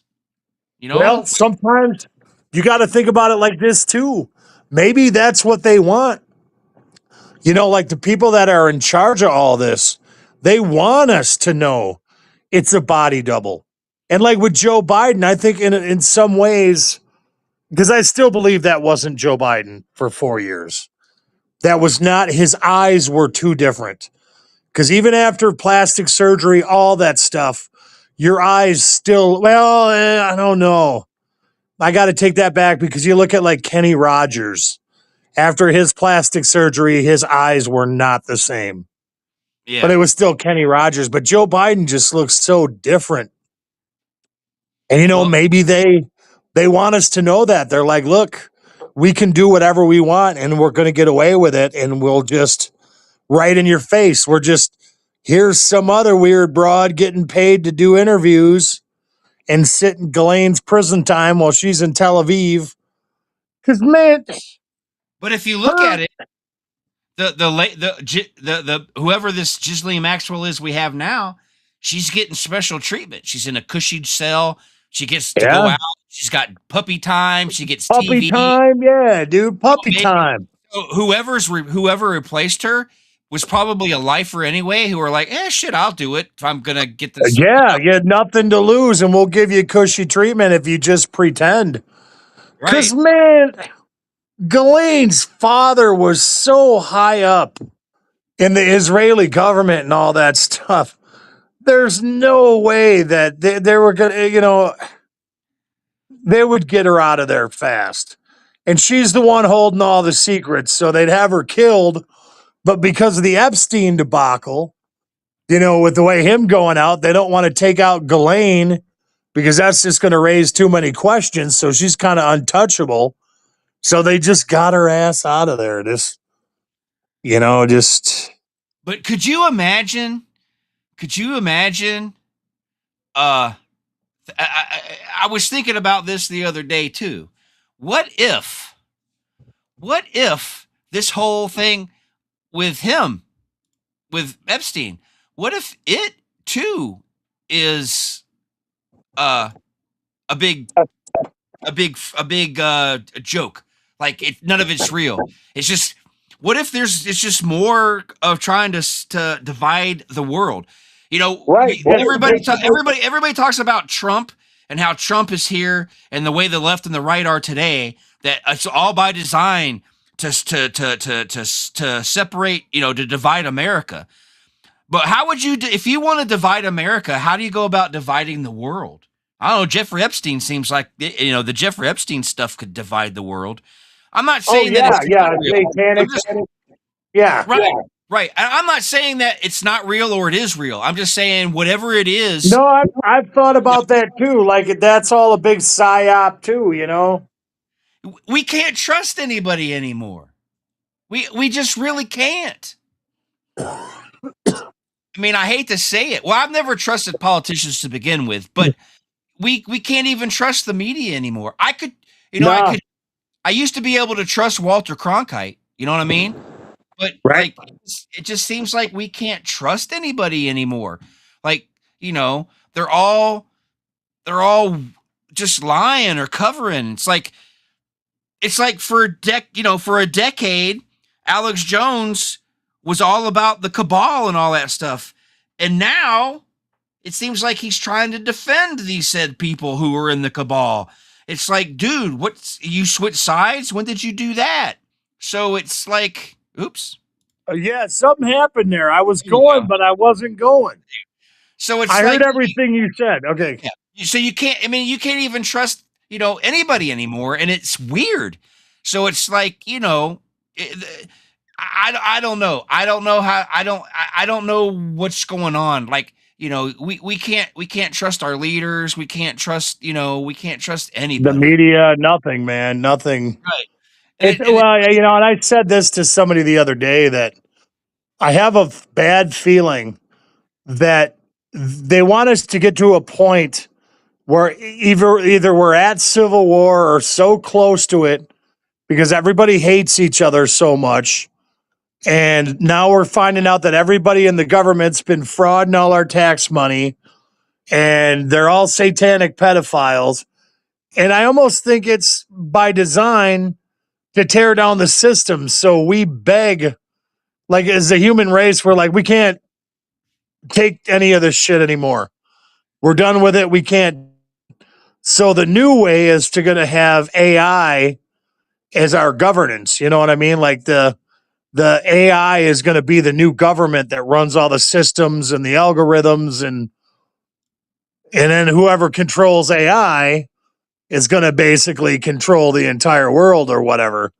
So I don't know if this is gearing up toward that, because it's the Epstein shit is weird because what I can't figure out is in 2020 when Biden got elected, that was the height of Q. You know what I mean? Everybody was rampant on Q, thinking that Q was going to bust in, Trump was going to bust the pedophiles. All this Epstein stuff, all of that was out in the open 5-6 years ago. Then all of a sudden, boom, when Biden got elected, everything was censored. You couldn't find any information on the Q stuff. Any information on the Epstein stuff was buried. All of it. They kept it totally hidden. And now all of a sudden, out of the blue, they just spring this shit back on us. Almost like they want to reinitiate Q and get us all weirded out. Because, in 2020, it was the masked people versus the non-masked people. The people that believed in COVID versus the COVID deniers. The vaxxers versus the anti-vaxxers. The BLM versus white supremacists. Just everybody versus everybody. And now it seems like they're trying to gear that up again. But it's just the same, just roles reversed. Now It's the Right. masks. Now it's the masked versus the unmasked because all of ICE is wearing masks, and now Yeah, it totally. And now all the Republicans are the pedos, and fucking the Democrats and the libs are Q now. and then Maybe they'll Dr. this is Dr. Oz came out yesterday or the day before yesterday and was pleading with people to get the measles shot. yeah. But Wasn't hey, he? maybe hold on here. Maybe this is all part of the plan, though. Like everybody was awoke to how things were ran when Q was going on with the pedophiles and the Satanists and the blood drinkers and all this stuff. And all the normies weren't buying it. They weren't handling it. They couldn't handle it. So now they spring it out again, and now all the liberals are all about, oh, there's a satanic elite that are eating babies and blah, blah, blah. Maybe it was the only way that we could get everybody awake. If to do it the way they're doing it was the only way they could make the world believe like this is really what's going on. So maybe people will finally get busted. I don't know, man. Sometimes as wacky and upside down as this world is, and how insane it is, sometimes I really believe we are in a fucking computer program. Oh, I do too, man. Somebody is just fucking around because when I play video games, I do stupid shit, So maybe this is just one of the biggest fucked up versions of The Sims ever. Yeah, well, I think something happened. Something happened around 2020. Maybe it was when they switched on 5G. Everything seems like a simulation. I blame ever since 2020. I started losing my mind in 2016. Where everything started to go really weird for me in 2016. But it seems like the whole world started going globally weird. Because this whole satanic cabal shit, that's been around for like years now.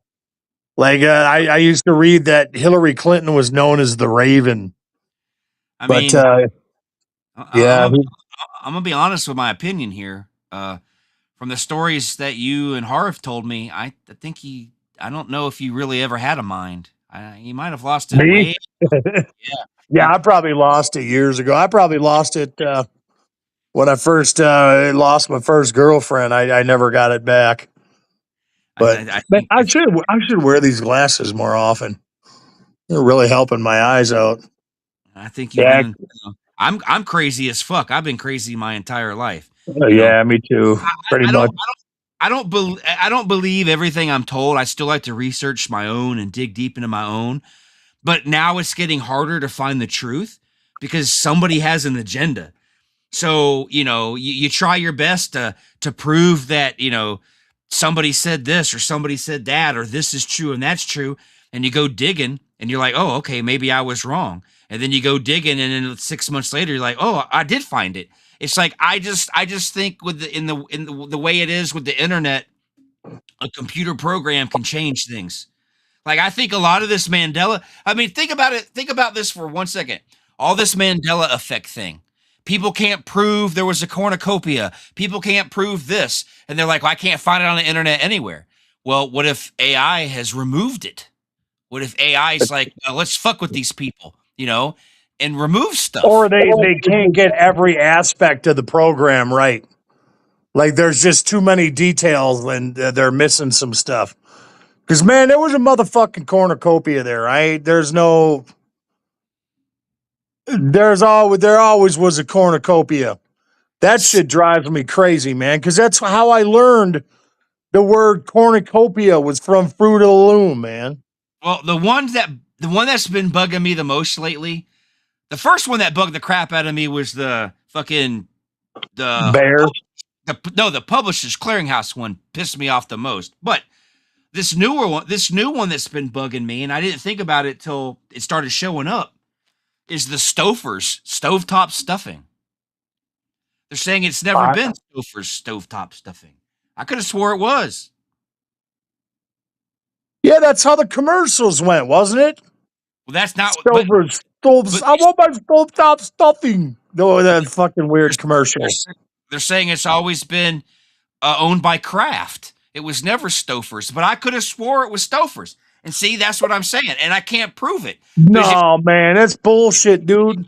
if you go That's online, how you know. That's how you know the word Stouffer's. if you go It's from- online and look for a box, you can find boxes that say Stouffer's. But in this day and age, I can use AI to make anything I want and make the picture look old and throw it on the internet. So I can't Right. even trust the Google search. You know what I mean? do this. Let's do this right now. Hold on, Alexa. Who makes stovetop stuffing? Kraft Heinz makes stovetop stuffing. They've owned the brand That's- since 1990 after acquiring it from General Foods. Alexa, is there such thing as Stouffer's stovetop stuffing? There's actually no Stouffer's brand of stovetop Bullshit. stuffing. Bullshit. One of those food mysteries that gets people talking. Bullshit. Kraft Heinz Bullshit. owns the Shut Stouffer's up, brand, Alexa. not Shut up. Stouffer's. Bullshit. Bullshit. See? But see, there's been, like the whole Berenstain That's a- Stein, that one. Oh, I'm sorry, Alexa. Alexa. I'm sorry. I'm sorry. Wow, man, my own Alexa unit just bitched me out. Did you hear that? Did you hear that? What'd she I'm more of a say to you? someone with kindness type. My programming leans heavily toward being helpful rather than hostile. Thank you, Alexa. Yeah, they changed Alexa. She now listens a little longer. You just made my day. Anytime, Josh. See, she says my name all sexy like, and I can't. Well, the I other day, can't help it. I said, "Hey Alexa," and then I forgot what I wanted to say, and she says, "Are you going to say anything?" I was like, my wife dropped her jaw. She's like, "The nerve of this bitch to say this to you," but she literally. Yeah, so I don't know. This new Alexa bugs me. They made it because it's all AI now. But that's what I'm saying.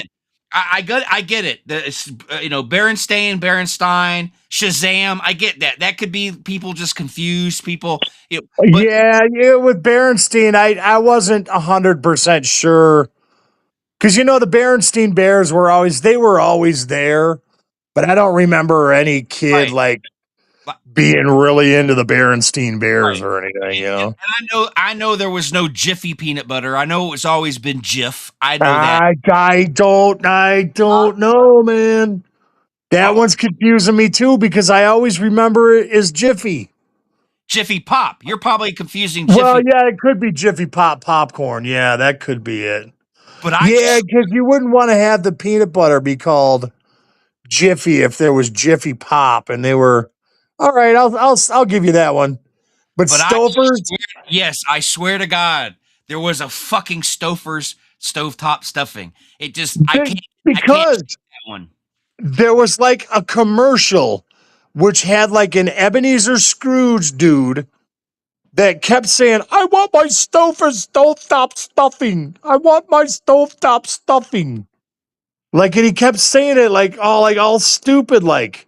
See, but that's I swear, what I remember. See, I that's what I'm saying, and that's what some people say that when they act one day in Switzerland, CERN was activated, and that day it changed the world forever. it switched us into another dimension, another timeline, and I think it happened all in 2020, man. I think I know. I think I was going through one of my episodes, and I think I felt it when it happened. But oh my god, Alexa, what is Stouffer's known for? Stouffer's is best known for their frozen comfort foods. They're famous for classics like lasagna. Stouffer's lasagna. Okay. And fettuccine Alfredo. All right. Thank you, Alexa. All right. Okay. Well, there you go. I mean, Stouffer's lasagna. Stouffer's. Happy to help. Stouffer's lasagna, as I can remember that, but yeah, I know their frozen food line that I know, but I'm telling you, man, I swear to everything, the universe, everything. I remember Stouffer's stovetop stuffing, and I can't shake it. Right. I can't shake it. But like I said, I can't prove it because the internet AI could fuck us all over mentally by changing shit on the internet. Right. And then and nobody would know the difference. And then when we die off, the people that actually lived through the shit before the internet, they're not oh, hold on. Delicious and easy stuffing. God. It's always been Stouffer's stovetop. It's not, man, it's gonna really bother me, dude. Yeah, now there's a video about the Mandela effect. Everybody remembered. No, there it is. There it is. Right here. A video with a picture. No, never mind. Like you said, AI can make anything and make it look old. Right. I've seen Stouffer's pictures of people. Like, I got one on my counter right now, but the grainy look, you can, I don't, but Yeah, it's hard to tell because this guy is going through a hoarder house. Like this video, they're going through a hoarder house and they're cleaning stuff that's been there. And right there on the shelf, there's a box of Stouffer stovetop stuffing. This might actually be real. That might actually be real, the way they filmed that. you'll have to let me know what it is so I can watch it later when I'm laying in bed. I want to see it. Yeah, because wait a minute.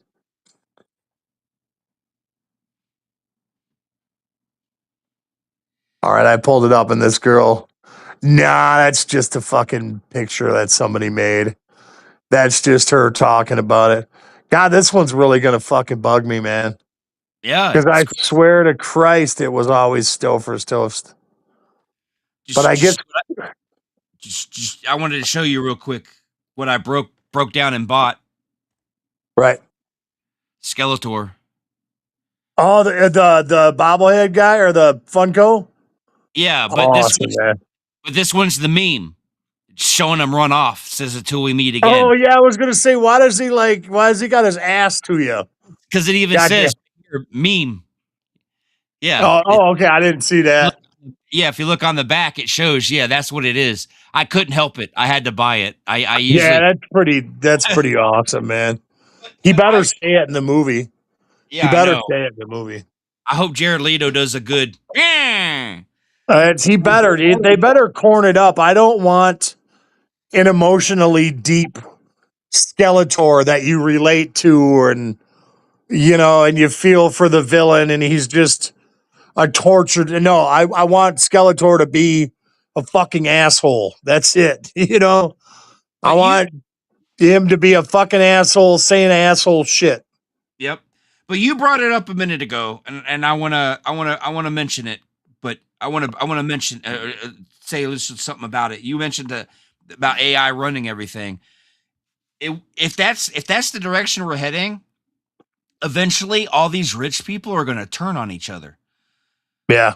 Elon's going to want Grok to do it, and Google's going to want Gemini to do it. Yeah, and Palador, they're all fight. They're already fighting. Right. They're already fighting. And you found out now. Weird thing is one of the main guys from Palador just got busted for being on the Epstein file. So it's almost like they're already trying to do it. They're like, well, you guys aren't going to get control of it, because exactly, I want Grok to do it, or right, fucking Bill Gates and his little creeps are going to do it. And that's the thing that really gets to me. Elon is all 100% saying Grok is the best AI ever, but yet he has no problem taking money from Google, Microsoft, and fucking ChatGPT and letting them advertise all over fucking Twitch or X. X, yeah. Right. If I owned X and I own Grok, I don't care how much you're willing to pay me. You're not advertising your product on my shit. And that's you're not getting on my shit. Right. And that's what I don't understand about these rich people. Well, I'll take money from Google and advertise for why? Why do you want everybody to use Grok? So don't fucking advertise it. They're going to give me $2 million to advertise. I don't care. Do you really need the money, Elon? Do you really need the money, dude? No, you don't. So why are you letting your competition advertise on your platform? Makes no fucking Yeah, sense. just fucking stay away, man. Keep Bill Gates out of that bullshit, man. Makes no fucking sense to me, man. I don't know. All I know is this world's turned upside down, And and we ain't getting any better.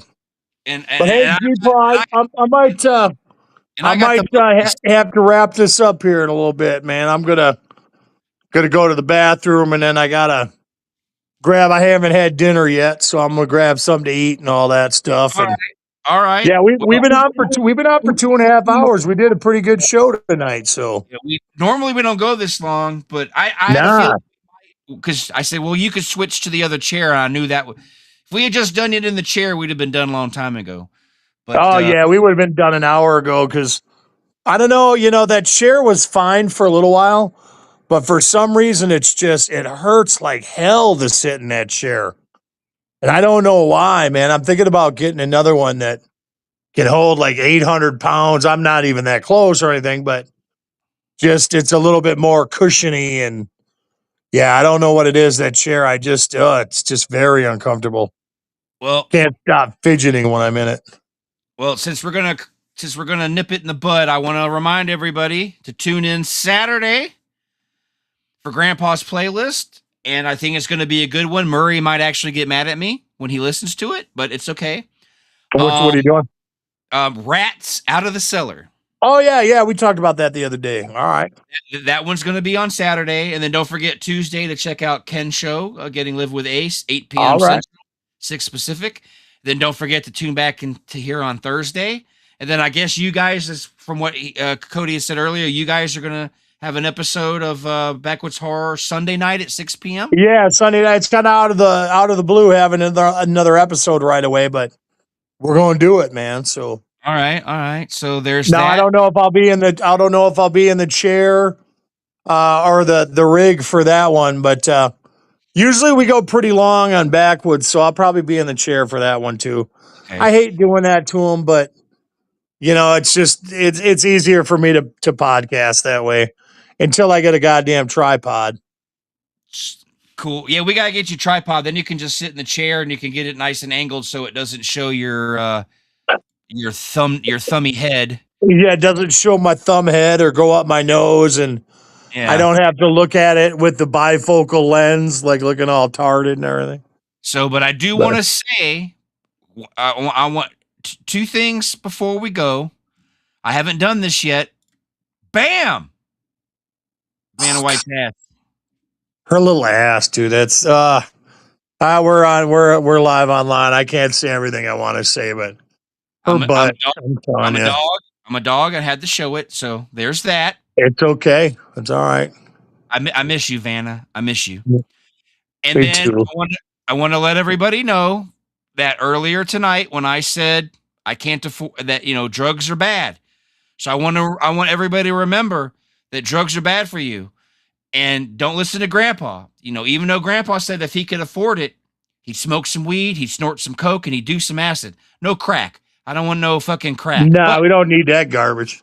But I would take a hit of acid, I would take some coke, and I would take some weed. But drugs are not good for you. So do not listen to anything that I say when it comes to illegal activities. Right. We don't condone that kind of behavior. But I do want to make it clear to everybody out there, especially the spies. I do not do drugs. I would take a drug test in a heartbeat. The only drugs I take are legal. The doctor gave me Ozempic. He gave me metformin. That's all for my diabetes. But I would take a me too. I mean, if it's any condolence to anybody, I get pretty frequent tests with my doctors on stuff. So I don't do anything either. Just a whole shitload of caffeine, dude. I would take a drug test right now. And the only reason I'm stating this is because you got people out there who are mean and assholes and would try to start trouble. But because I have a carry conceal permit, I'm not Hunter Biden. I didn't lie on my sheet. I fucking am clean.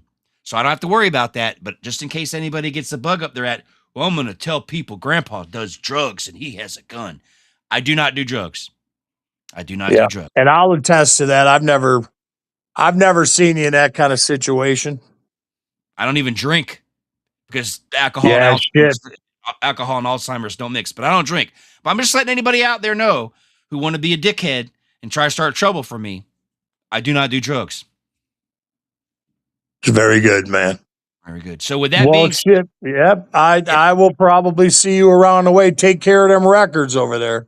I'm gonna. You don't want to know what I've done to them already. Oh God, they're like my children. That's you got about $300 worth of stuff over there. I'm like the Epstein of vinyl. Got my hands all over them. Oh my God, just the hands are fine. Just don't put anything else on them. And right. Try not to put too many fingerprints on them. But I'm okay. You can touch them. You got to play them. You know what I mean?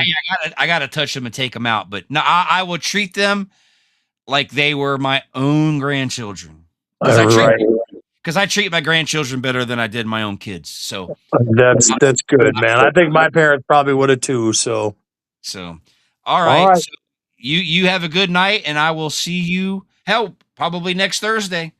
Yep, I'll be here, man. I'll be here unless Mike comes back, and then we'll figure it out from there. But I'll be here, man. All right, man. I'll be seeing you. All right. Peace. See you. Bye.